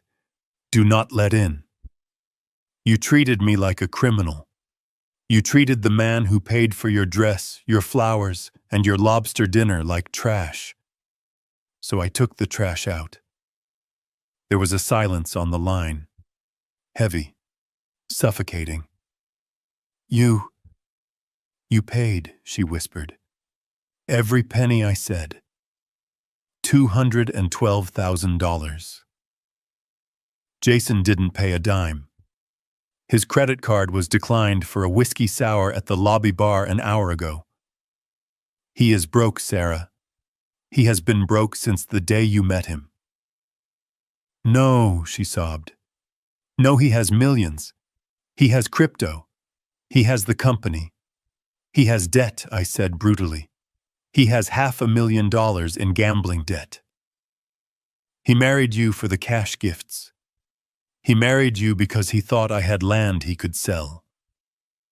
She was crying harder now, deep heaving sobs that shook her entire body. I watched her collapse onto a chair, pulling her knees to her chest. "Dad, please," she whimpered. "I am scared. It is dark. Everyone left. Jason isn't answering. Come get me, please. Bring the truck. I don't care about the truck anymore. Just come get me." I looked at the keys hanging by the door. I looked at the bottle of whiskey. "I can't do that, Sarah," I said. "Why?" she cried. "You are my dad, because I am banned," I reminded her. The security guard was very clear. If I show up, he calls the police. I don't want to cause a scene. I am respecting your wishes. "Dad, stop it. Stop punishing me. I have no money. They took the car. How am I supposed to get home?" "You have feet," I said. "It is 5 miles. The moon is bright tonight. You want me to walk in a wedding dress. I want you to understand what it feels like to be locked out," I said. "I want you to understand that you cannot spit in the face of the hand that feeds you and expect it to keep serving you dinner. Start walking, Sarah." I hung up the phone. I didn't slam it down. I placed it gently back in the cradle. I watched on the screen as she stared at her phone in disbelief. She tapped the screen, trying to call back. I reached over and unplugged the line from the wall. Class was dismissed. The exam had begun. I watched the screen as a shadow detached itself from the heavy velvet curtains near the service entrance. It wasn't a ghost. It was a rat scurrying back to the sinking ship to see if there was anything left to steal. Jason stepped into the pool of emergency light, his movements jerky and frantic. He had lost his suit jacket. His shirt was unbuttoned halfway down his chest, revealing a gold chain that was almost certainly gold-plated brass. He wasn't looking at his wife. He was looking at the table where the gift box had been sitting, the box meant to hold envelopes of cash from well-wishers. He reached the table and found nothing. The staff, efficient to the last, had cleared it along with the silverware. Jason slammed his fist onto the empty tablecloth. The sound was dull and pathetic. "Jason," Sarah whispered. She scrambled up from the floor, her eyes lighting up with a flicker of desperate hope. She thought he had come back for her. She thought he was the hero returning to save the damsel from the darkness. "You came back." She ran toward him, her bare feet slapping against the cold hardwood. She reached out, grabbing his arm with both hands. "Jason, thank God. My dad, he went crazy. He cut the power. He said terrible things. We have to go. We have to leave." Jason spun around. He didn't hug her. He didn't comfort her. He ripped his arm out of her grasp with a violence that made her stumble back. "Where is the money, Sarah?" he hissed. His voice wasn't the smooth baritone he used for his investor pitches. It was high-tight and ugly. "The cards, the envelopes. Where did they put them?" Sarah blinked, confused. The gifts, I don't know. The manager took everything." "Jason." "Why does that matter? We need to call the police. My dad." "Shut up about your dad!" Jason screamed. Spittle flew from his lips, illuminated by the harsh halogen light. "Your dad is the reason I'm a dead man walking. He locked the accounts. He froze the transfer. Do you have any idea what you've done?" "Me?" Sarah recoiled. "I didn't do anything. I defended you. I banned him for you. You didn't ban him hard enough." Jason advanced on her, backing her toward the edge of the dance floor. "You told me he was a pushover. You told me he was a simple construction worker with a nest egg we could crack open. You didn't tell me he was the shark who owns the tank." He grabbed her shoulders, his fingers digging into her skin. "Do you have cash on you?" he demanded, shaking her. "In your purse in the bridal suite, I need 50,000, right now." 50,000, Sarah sobbed. "Jason, you're scaring me. Why do you need money? We're rich. You have the company." Jason laughed. It was a sound like glass breaking in a garbage disposal. "There is no company, you stupid cow," he spat. "There never was. It's a website. It cost me $12 to register the domain. I needed your credit score. I needed your dad's land. And now I have nothing because you couldn't keep your old man on a leash." I watched Sarah's face crumble. It wasn't just heartbreak. It was the total annihilation of her reality. The man she worshipped, the man she had placed on a pedestal above her own flesh and blood, was looking at her with pure, unadulterated hatred. You used me," she whispered. "I tried to use you," Jason corrected her. "But you turned out to be useless. You're just a broke girl with a rich daddy who hates her. You're a liability." Then on the edge of the camera frame, I saw movement at the rear service doors. The ones I had instructed Henderson to unlock remotely 3 minutes ago. 3 men stepped into the ballroom. They didn't look like wedding guests. They wore leather jackets that were too heavy for the season and expressions that were too calm for the situation. They walked with the heavy planted steps of men who are used to walking through walls. I recognized the one in the middle. It was Vinny.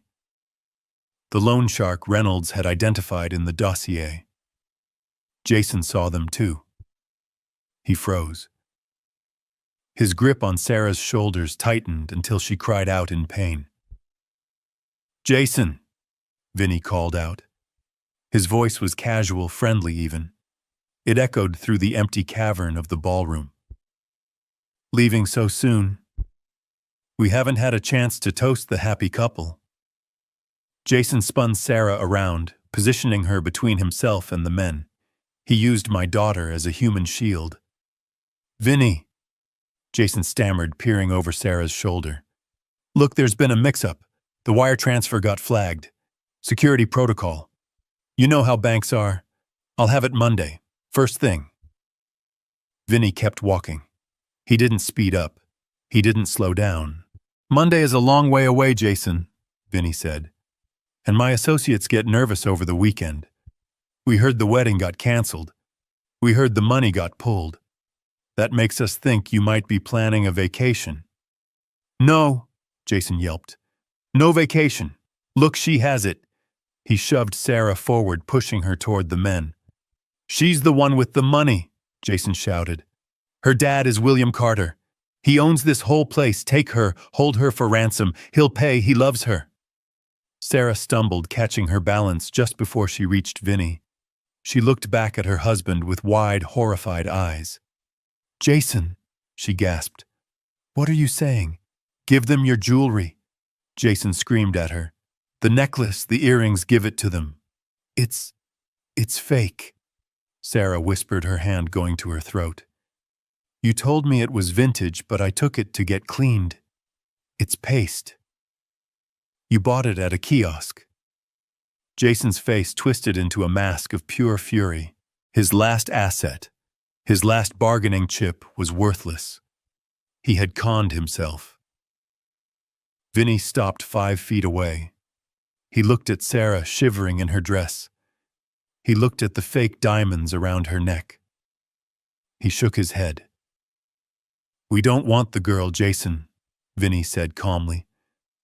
"We want you. You signed the marker." Jason looked left. He looked right. He realized there was nowhere to go.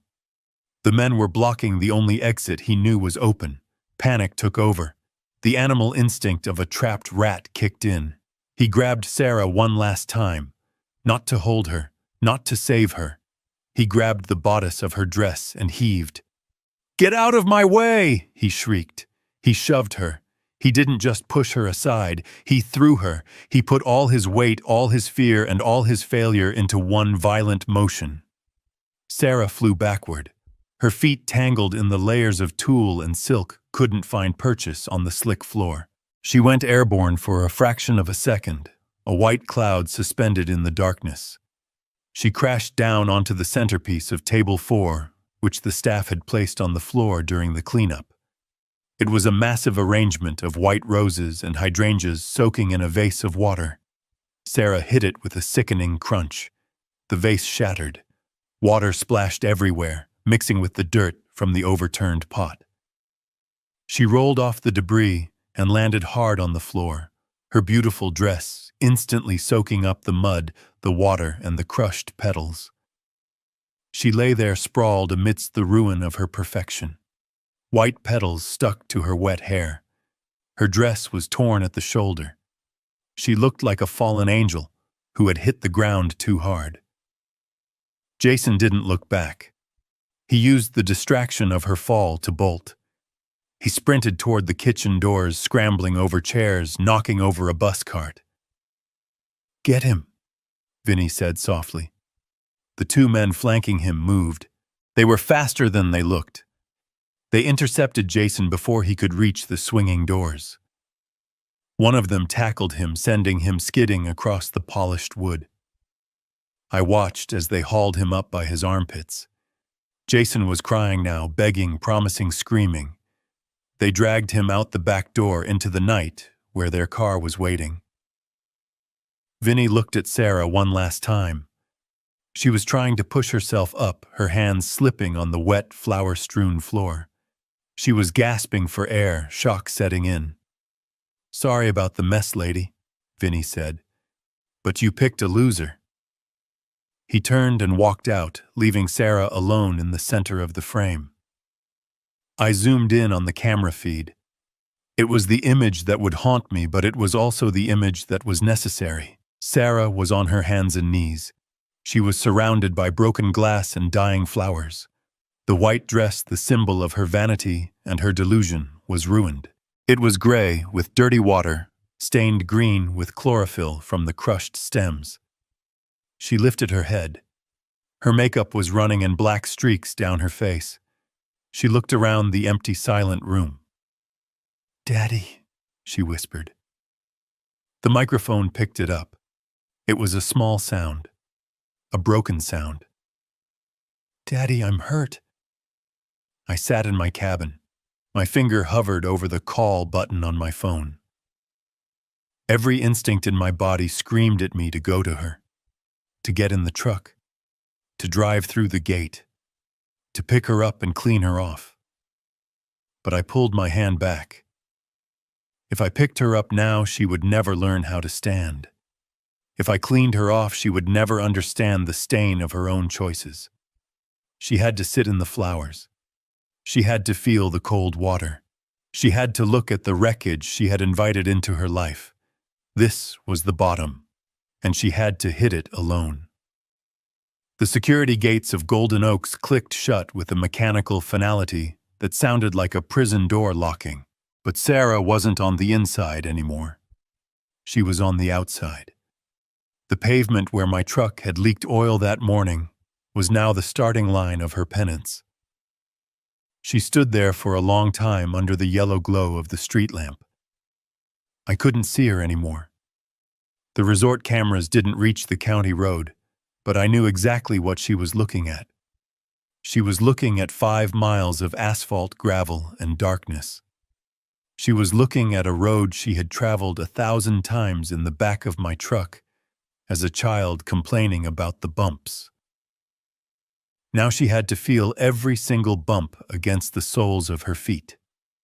She took the first step. She was still wearing one shoe. The other had been lost somewhere in the lobby, kicked off in her frantic pursuit of a husband who had already abandoned her. She tried to walk with an uneven, limping gait, the remaining stiletto heel cracking against the tarmac, like a metronome counting down her misery. Click, scrape, click, scrape. After 100 yards, she stopped. She sat on the guardrail, the metal cold and damp against her skin. She unbuckled the remaining shoe and threw it into the ditch. It landed in the tall grass, a $1,000 piece of Italian leather, discarded like a fast food wrapper. Now she was barefoot. Her pedicure, a soft shell pink she had shown off on Instagram just yesterday, didn't stand a chance against County Road 9. The asphalt was old. It was rough, pitted with potholes and scattered with loose gravel. She started walking again. This time there was no clicking. There was just the soft, wet slap of skin on stone. A car approached from behind. I imagine she turned, waving her arms, the diamonds on her bracelet catching the headlights. She probably thought it was a guest. Maybe Becky. Maybe one of the groomsmen who had toasted to her eternal happiness an hour ago. The car didn't slow down. It swerved slightly to avoid the woman in the dirty white dress staggering along the shoulder, then accelerated. The wind from its passing whipped her hair across her face and sprayed gravel against her legs. They didn't see a bride. They saw a crazy woman walking alone in the dark.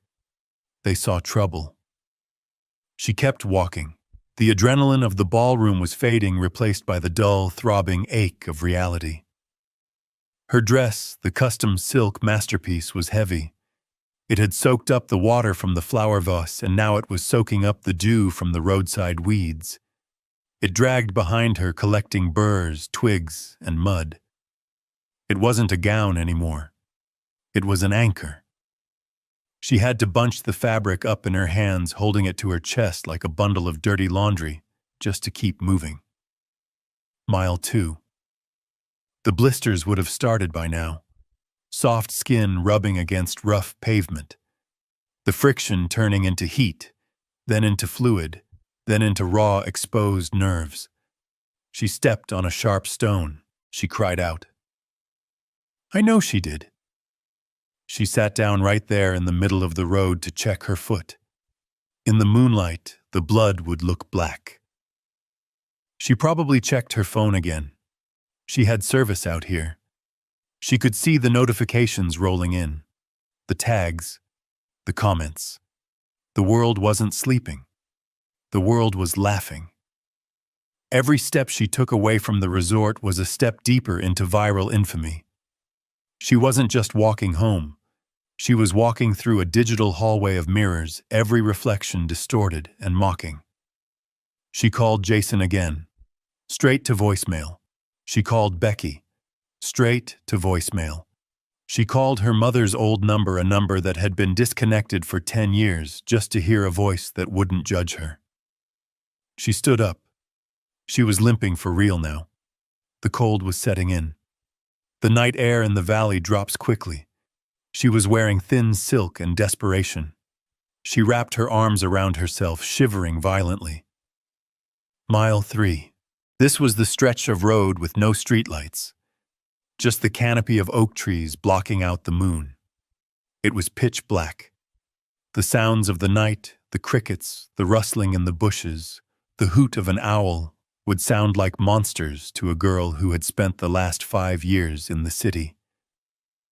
She was afraid of the dark. She always had been. I used to leave the hall light on for her. Tonight, the only light was the distant glow of my cabin, a tiny pinprick of yellow miles away. She started to run, a clumsy, hobbling jog. She wanted to get out of the dark. She wanted the safety of the place she had called a shack. The irony must have tasted like ash in her mouth. The luxury resort had kicked her out. The penthouse was a lie. The shack was the only roof left in the world that wouldn't charge her admission. She tripped. It was inevitable. Exhaustion, darkness, and uneven ground are a brutal combination. She went down hard on her hands and knees.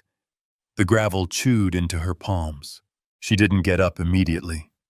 She stayed there on all fours, gasping for air, vomiting up the emptiness in her stomach.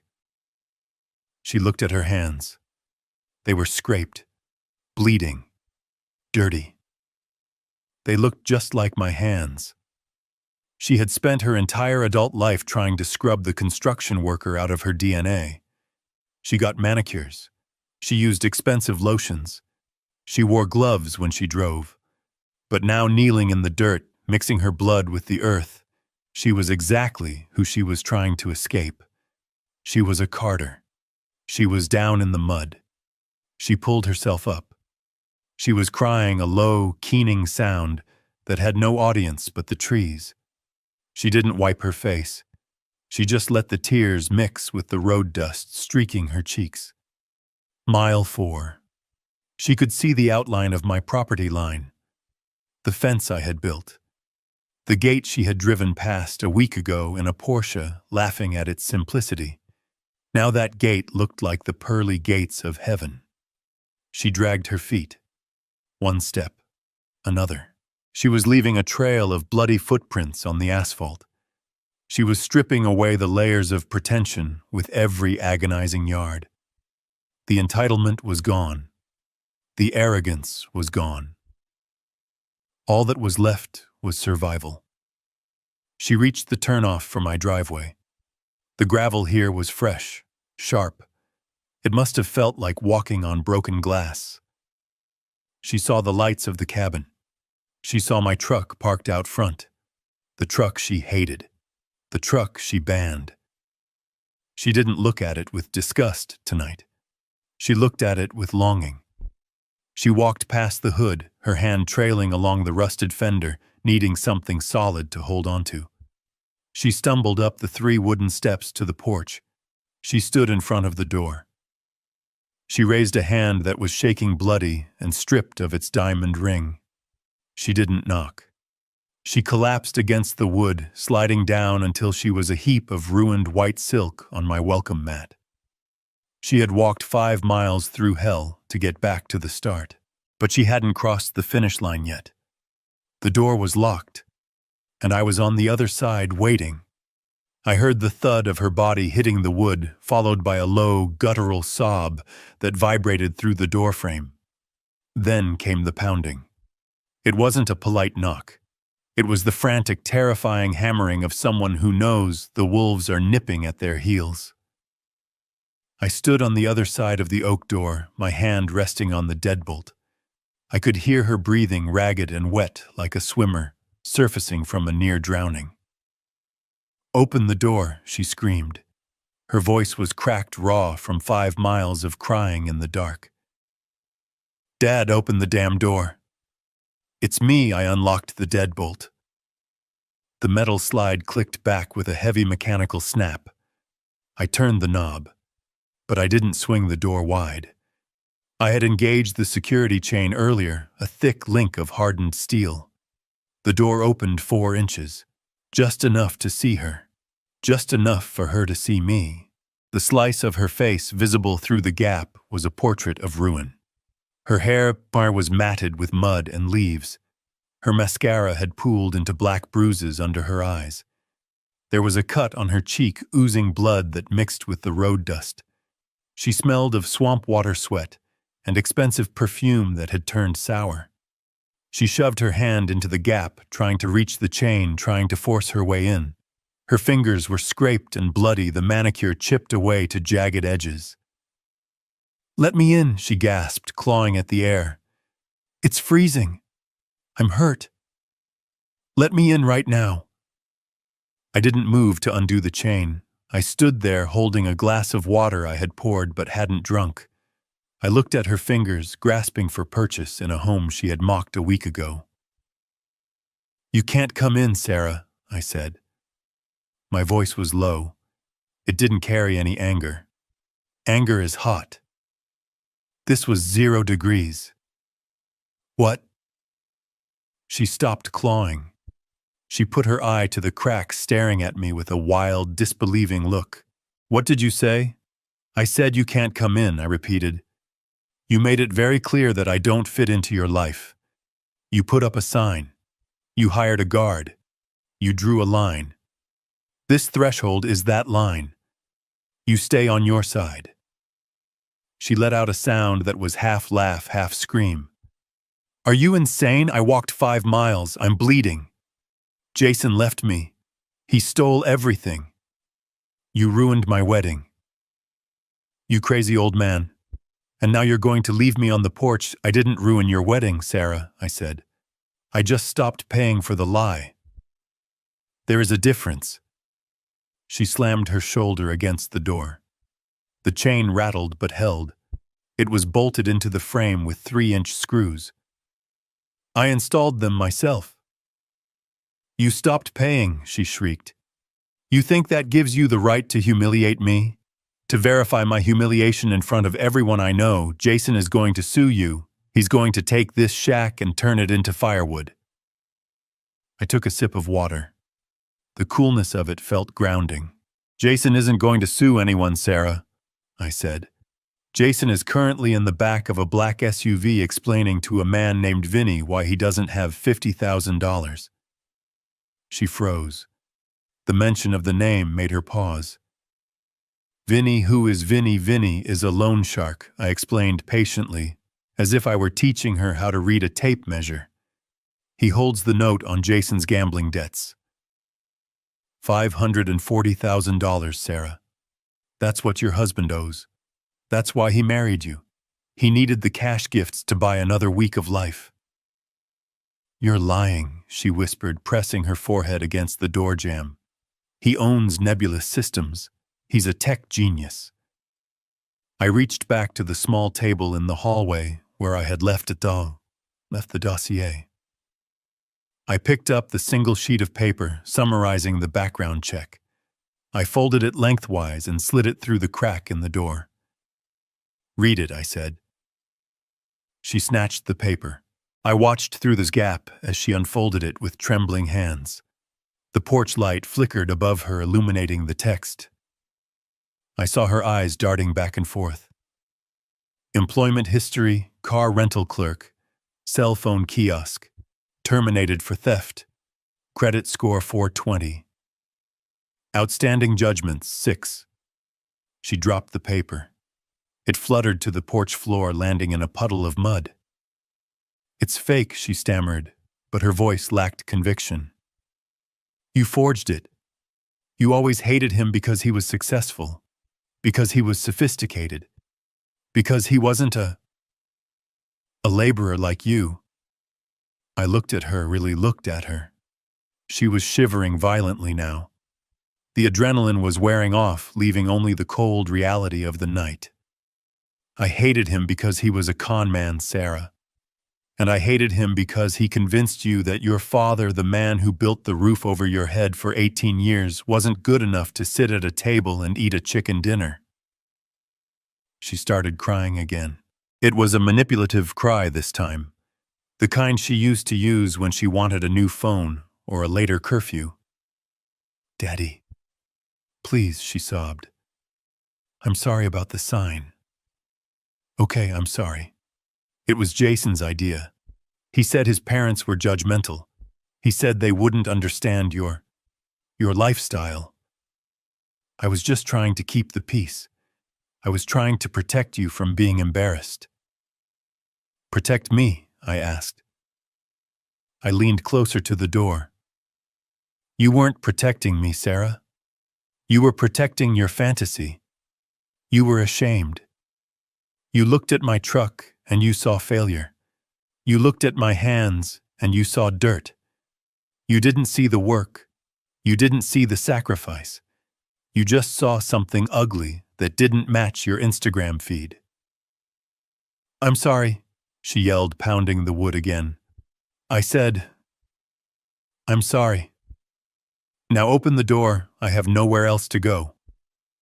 They kicked me out of the apartment. I know, I said. I canceled the lease guarantee. You what? She stepped back, her eyes wide. You were the guarantor. Who do you think paid the rent when Jason's mysterious wire transfers didn't come through? I asked. Who do you think paid for your car insurance? Who do you think paid for this dress you are ruining right now? She looked down at her dress. She touched the torn silk. You paid, she whispered, for everything I said. For 3 years, Sarah. Every time you needed money, every time there was an emergency, every time Jason had a cash flow problem. It was me. I funneled it through shell accounts so you wouldn't know. I wanted you to feel independent. I wanted you to feel proud. But I was the safety net. And tonight I cut the ropes. Why, she screamed. Why would you do that if you have the money? Why do you live here? Why do you drive that truck? Why do you dress like a bum? You tricked me. You made me think you were poor. I didn't make you think anything. I said, my voice hardening. You assumed. You looked at the surface and you stopped looking. You judged a book by its cover because you never bothered to open the pages. You never asked me about my business. You never asked me about my investments. You just asked me for checks. I have money, Sarah, I continued. I have more money than Jason could steal in 10 lifetimes. I own the resort you were married in. I own the land under this cabin and 300 apartments in the city. I am a wealthy man. But I live here because this is the house I built with your mother. I drive that truck because it still runs, and I don't need a Mercedes to know who I am. She stared at me through the crack. The revelation was hitting her like physical blows. The greed was starting to war with the shame in her eyes. I could see the gears turning. She was realizing that she had bet on the wrong horse. She had thrown away a millionaire father for a bankrupt husband. Dad, she said, her voice changing. It became softer, wheedling. Dad, if you have all that, then we can fix this. We can pay off Jason's debt. We can get the apartment back. You can help me. I'm your daughter. You can't leave me out here. I'm your only child. I looked at the chain. It was straining against the screws as she leaned her weight on the door. I am not going to help you, Sarah, I said. Not with money. Not anymore. What? She recoiled. You have to. It's your duty. My duty was to raise a good person, I said. And somewhere along the line I failed. I gave you too much. I shielded you from too much. I let you believe that the world owed you a living. I let you believe that you were better than the people who serve your food and pick up your trash. I am better, she snapped, the mask slipping. I have a degree. I am a creative director. You are a receptionist with a fancy title, Sarah, I said bluntly. And as of tonight, you are homeless. You are jobless, because I know for a fact you used the company credit card to pay for the florist deposit, and when I flag that transaction as fraudulent, your boss is going to fire you. You are nothing but what you can build with your own 2 hands. And right now your hands are empty. She stared at her empty hands. She looked at the bloody palms. So that's it, she whispered. You're just going to let me die out here. You're going to let me freeze because I hurt your feelings. I'm not letting you die, I said. And this isn't about my feelings. My feelings died when I saw that sign. This is about your character. You are broken, Sarah. You are fundamentally broken. You think people are disposable. You think family is a transaction. You think love is something you perform for an audience. I unlocked the chain. She gasped, surging forward, ready to push the door open. I slammed my foot against the base of the door, stopping it cold. I held it there, my boot wedged against the wood. I looked her in the eye, inches away. I'm not letting you in, I said. If I let you in, you will take a hot shower. You will eat my food. You will sleep in your old bed. And in the morning, you will wake up and you will hate me again. You will hate me for seeing you like this. You will hate me for having the money you want. You will start plotting how to get it. You will learn nothing. Then what do you want me to do? She screamed, spit flying onto my face. Where am I supposed to go?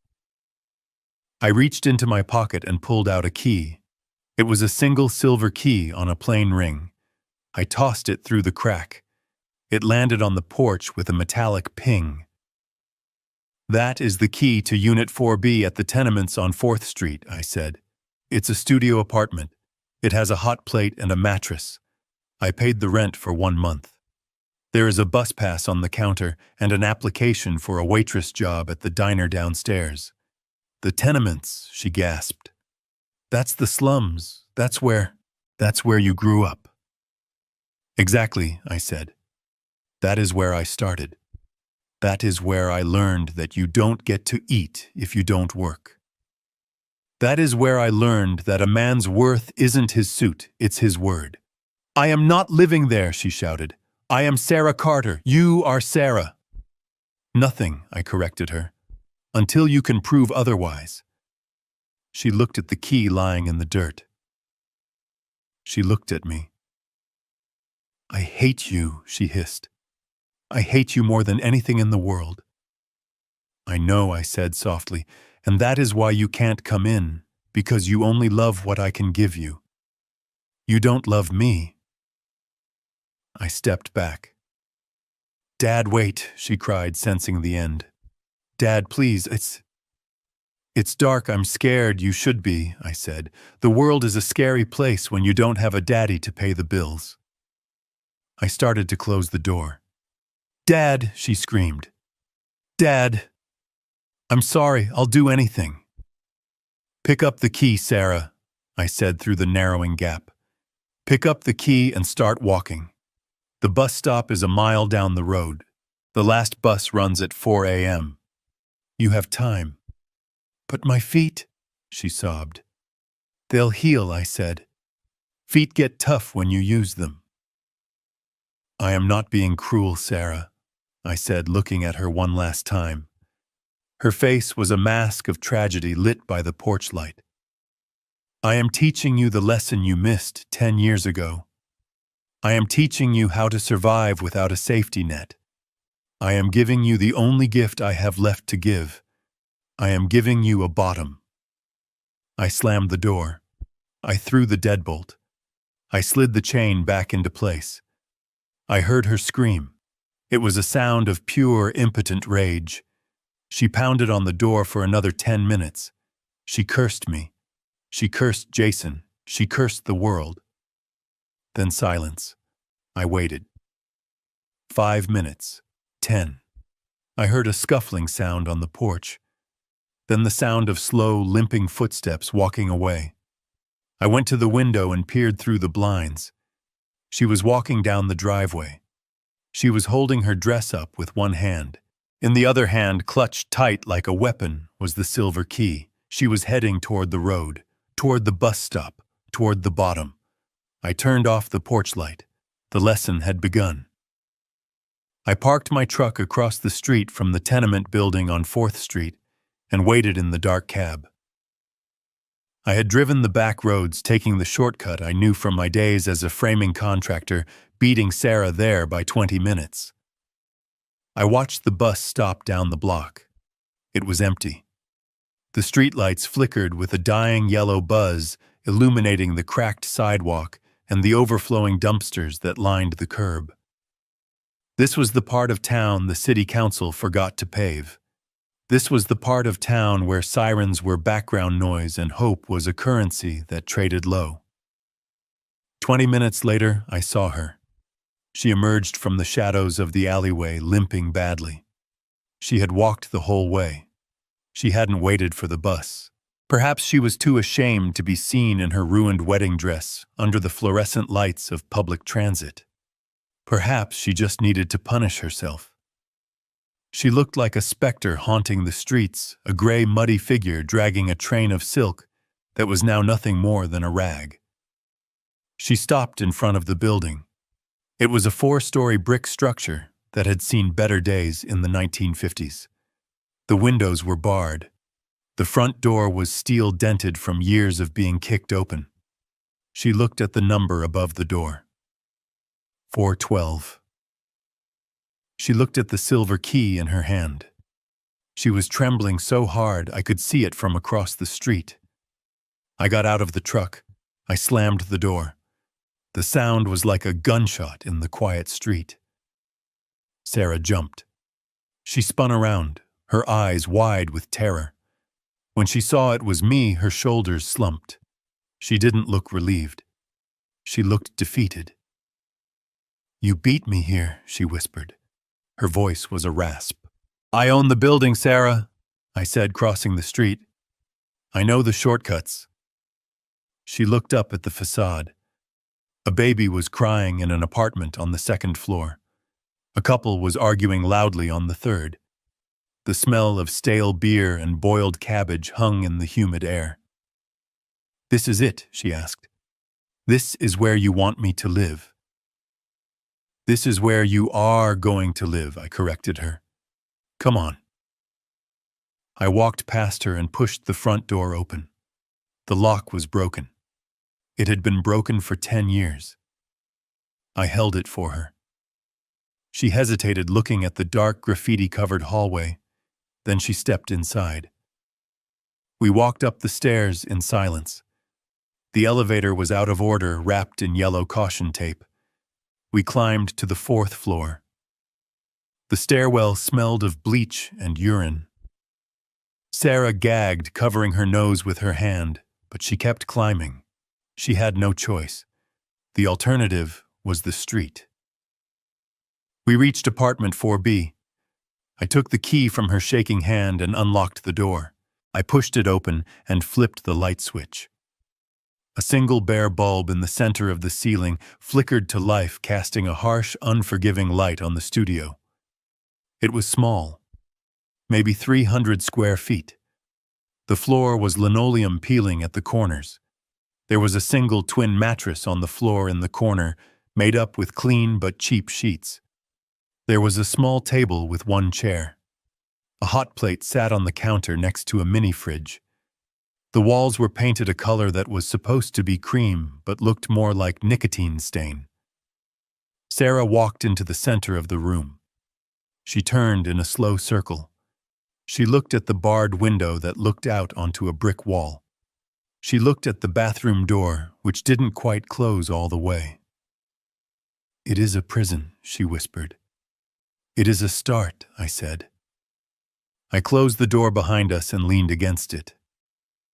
"This isn't punishment, Sarah," I said. "This is history. You don't remember this place, do you?" She looked at me, confusion clouding her exhaustion. "Why would I remember this dump? Because you lived here," I said. "For the first 2 years of your life. This apartment, Unit 4B. This is where I brought you and your mother after the hospital. This is where I learned to mix concrete during the day and study blueprints at night. This is where your mother sewed curtains from scrap fabric to make it feel like a home." She stared at the walls as if trying to see the ghosts of her past. "We were happy here," I continued. "We didn't have money. We didn't have status. But we had each other. And we had a dream. We worked our way out of this room, Sarah. We didn't marry our way out. We didn't scam our way out. We built our way out." I walked over to the small table. There was a folder sitting on it. I opened it. "This is the deal," I said. My voice was hard, leaving no room for negotiation. "I have paid the rent on this unit for 1 year. The utilities are in your name, prepaid for 3 months. After that, you are on your own." I pointed to the application form sitting next to the folder. "That is an application for the diner downstairs. Sal's place. I know the owner. He is expecting you tomorrow morning at 6 a.m. for a shift. It pays minimum wage plus tips. You will wear a uniform. You will serve coffee. You will clean tables. And you will smile while you do it." "I can't be a waitress," she sobbed. "I have a degree in art history." "Your degree didn't teach you how to spot a con man," I said. "Maybe waiting tables will teach you how to spot a hungry person. You need to learn the difference between want and need." I pulled a prepaid flip phone out of my pocket and tossed it onto the mattress. "That is your phone. It has my number programmed into it. It has the police. It has the fire department. It does not have Instagram. It does not have your friends' numbers. You are going to be offline, Sarah. You are going to disappear from the world you tried so hard to impress." She looked at the cheap plastic phone. It looked like a toy compared to the smartphone she had lost. "And if I say no," she asked, her voice trembling. "If I leave, Then you leave, I said. The door is unlocked. But if you walk out that door, Sarah, you are walking out of my life forever. No inheritance, no contact, no safety net. You become a stranger to me. I paused, letting the weight of the ultimatum settle on her shoulders, but I added my voice, softening just a fraction. If you stay, if you stick it out for 1 year, if you can prove to me that you can live on what you earn, that you can stand on your own 2 feet without leaning on a man or a trust fund, then we talk. Talk about what she asked, wiping her nose with the back of her hand. About a job, I said. A real job. In my company. Not as a director. Not as a VP. But as an entry-level associate. You will learn the business from the ground up. You will learn what it actually means to build something. She looked at me.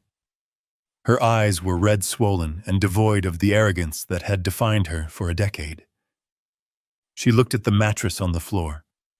She looked at the hot plate. She looked at the ruined dress she was wearing, a costume for a play that had been canceled. She realized then that she had no cards left to play. Jason had taken her future. I had taken her cushion. She was stripped bare. I watched the fight go out of her. Her shoulders dropped. Her head bowed. "Okay," she whispered. What I asked. I wanted to hear it. "Okay," she said louder. "I'll stay. I'll do it." "Good," I said. I walked to the door. I placed my hand on the knob. "There are clothes in the closet," I said. I went to Target. Jeans, t-shirts, work shoes. "Get out of that dress, Sarah. Burn it. It doesn't fit you anymore." I opened the door. "Dad," she called out. I stopped, but I didn't turn around. "Yeah, did you really ban yourself?" she asked. "Did you really put that sign up?" I looked at the dark hallway. "No, Sarah," I said. "You put the sign up. I just enforced it." I walked out and closed the door. I heard the lock click behind me. I stood there for a moment in the smelly hallway, listening. I heard her walking across the linoleum. I heard the rustle of the dress. And then I heard the sound of the shower turning on. She was washing off the mud. She was washing off the makeup. She was washing off the lie. I walked down the stairs, my boots heavy on the steps. I got into my truck and started the engine. I didn't drive home immediately. I sat there for a long time, watching the window of apartment 4B. The light stayed on. It was the hardest thing I had ever done. Leaving my child in a place like that. Leaving her to scrub dishes and count pennies. Every instinct as a father was to run back up there, wrap her in a blanket, and take her back to the cabin. To tell her it was all a bad dream. But a parent's job isn't just to protect their children from the world. It is to prepare them for it. And Sarah wasn't prepared. She was soft. She was entitled. She was weak. If I saved her now, she would stay weak forever. If I let her break, she might just have a chance to rebuild herself into something stronger. I put the truck in gear and pulled away from the curb. The road ahead was dark, but for the first time all day I felt a flicker of hope. She hadn't run. She hadn't quit. She had stayed. The demolition was over. The foundation was poured. Now the real work could begin. I watched the seasons change from the cab of my truck parked down the block. Summer turned to autumn, stripping the leaves from the trees on 4th Street, leaving the tenement building exposed and ugly against the gray sky. Then winter came, frosting the windows of apartment 4B with ice patterns that looked like prison bars. I never went inside. I never called, but I saw her. I saw her leave the building every morning at 5:30. In the beginning, she walked with her head down, her shoulders hunched against the wind, wearing the cheap coat I had left in the closet. She looked miserable. She looked like a woman serving a sentence. But as the months ground on, her posture changed. Her stride lengthened. She stopped looking at her feet and started looking at the horizon. I went to Sal's diner sometimes, always sitting in the back booth, where the shadows were deep, wearing a baseball cap pulled low. I watched her work. It was brutal. The morning rush at Sal's is a combat zone of clattering plates, screaming orders, and customers who think a $3 tip gives them the right to treat the staff like servants. I saw a man in a suit snap his fingers at her because his toast was cold. "Excuse me, sweetie," the man barked. "I have a meeting in 10 minutes. This is garbage. Take it back." The old Sarah would have thrown the plate at him. The old Sarah would have told him that her shoes cost more than his car. But this Sarah didn't flinch. She picked up the plate. "I apologize, sir," she said. Her voice was flat professional. "I will get you a fresh order right away." She walked back to the kitchen, dodging a busboy carrying a tower of dirty dishes. She didn't cry. She didn't complain. She just fixed the problem. I watched her count her tips at the end of a shift. She sat at the counter, her uniform stained with coffee and ketchup, sorting crumpled singles and silver coins into neat stacks. I saw her lips moving, doing the math. Rent, electricity, food, bus fare. One Tuesday in March, I followed her to the grocery store. She wasn't at Whole Foods. She was at the discount market where the fluorescent lights hummed and the produce was always slightly bruised. She had a basket, not a cart. She picked up a package of ground beef. She looked at the price tag. She put it back. She picked up a box of store-brand pasta instead. She stood in the checkout line, counting out exact change from a small plastic coin purse. She was 5 cents short. The cashier, a tired teenager, sighed. I saw Sarah's face turn red. Not with anger, but with genuine shame. She didn't ask to speak to the manager. She didn't pull out a credit card that wasn't hers. "Take the apple off," Sarah said quietly. "I don't need the apple." That was the moment I knew. The entitlement had been burned out of her. It had been replaced by the hard, cold reality of arithmetic. She had learned the most important lesson of economics. You cannot spend what you do not earn. Spring arrived. The ice melted. Sarah was still there. She hadn't run to a friend. She hadn't found a new rich boyfriend to rescue her. She was working double shifts. She was tired. She was thin. Her hands were chapped from bleach and dishwater, but her eyes were clear. The frantic, desperate look of the girl on my porch was gone. In its place was the steady gaze of a woman who knows she can survive the dark. Exactly 1 year to the day after the wedding, I walked into Sal's diner at 10 in the morning. The breakfast rush was over. The place smelled of bacon grease and sanitizer. I didn't sit in the back. I sat at a booth by the window. The bell on the door chimed. Sarah was behind the counter wiping down the pie case. She looked up. She froze. The rag in her hand stopped moving. She looked at me. I looked at her. She didn't run to me. She didn't scream, "Dad." She put the rag down. She picked up a coffee pot and a mug. She walked around the counter and approached my table. She poured the coffee. Black, no sugar. Just the way I take it. "Hello, Dad," she said. Her voice was steady. "Hello, Sarah," I said. She put the pot down. She pulled a pad of paper from her apron pocket. "What can I get you?" she asked. "The special is meatloaf. It's actually pretty good today. Sal made it fresh." I looked at her. She was wearing a name tag that said Sarah. No title, no pretension, just her name. "I am not hungry," I said. "I came to talk business." "Business?" she asked. She didn't sit down. She stood there, respectful of the customer, respectful of the man. I reached into my jacket pocket. I didn't pull out a checkbook. I pulled out a single manila folder. I slid it across the laminated table. "Open it," I said. She wiped her hands on her apron before touching it. She opened the folder. Inside was a single sheet of paper. It was an employment contract. "Golden Oaks Resort," she read aloud. "Position: Junior Operations Associate." "It is entry level," I said. "You will report to the housekeeping manager. You will inspect rooms. You will handle guest complaints. You will work holidays. The pay is $45,000 a year. It is enough to rent a decent apartment, not a penthouse, but a home with heat that works." She looked up at me. Her eyes were wide. "You want me to work at the place where it happened. I want you to learn how to run it," I said. "I fired the general manager last week. He enjoyed humiliating you a little too much.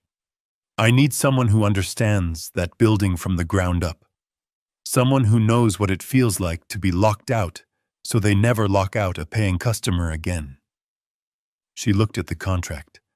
Her thumb traced the logo of the resort. "And if I say no," she asked. "Then you stay here," I said. "You are a good waitress, Sarah. Sal likes you. You can make a life here. It is honest work." She closed the folder. She held it against her chest. "Why?" she asked. "Why now? Because you stayed," I said. "Because you paid for your pasta with pennies. Because you didn't call me once in 12 months to beg. You served your time, Sarah. You built your foundation. Now I am offering you the bricks to build the house." Tears welled up in her eyes, but she didn't let them fall. She took a deep breath and nodded. "I accept," she said. "But on one condition." I raised an eyebrow. "You are negotiating?" "I want to pay you back," she said. "For the wedding, for the dress, for the rent you paid on the apartment upstairs. I know it will take me years, but I want a payment plan deducted from my salary." I looked at her. I saw the grit in her jaw. I saw the builder in her blood. "Deal," I said. She reached out and took my hand. Her palm was rough. It had calluses. It felt like my hand. "Table 4 needs coffee," she said, pulling away. "I finish my shift at 2. "Pick me up, then I'll be outside," I said. She turned and walked back to the counter. She didn't strut. She walked with purpose. I watched her go. I took a sip of the coffee she had poured. It was hot. It was strong. It was the best cup of coffee I had ever tasted. The sign at the gate was gone. The ban was lifted. My daughter was coming home. Not as a princess, but as a partner. And that was worth more than all the gold in the world. We live in a world obsessed with filters and facades, where we often mistake the packaging for the gift. Sarah chased a golden illusion and nearly lost the real treasure, the unwavering strength of family. This story serves as a powerful reminder that true worth isn't found in a bank account or a designer label, but in the calluses of hard work and the integrity of one's word. Sometimes the greatest act of love a parent can offer isn't giving their child the world on a silver platter, but stepping back and letting them build their own, even if they have to start from rock bottom. If you believe that respect must be earned and not bought, hit that like button and subscribe to the channel for more stories of justice, resilience, and truth.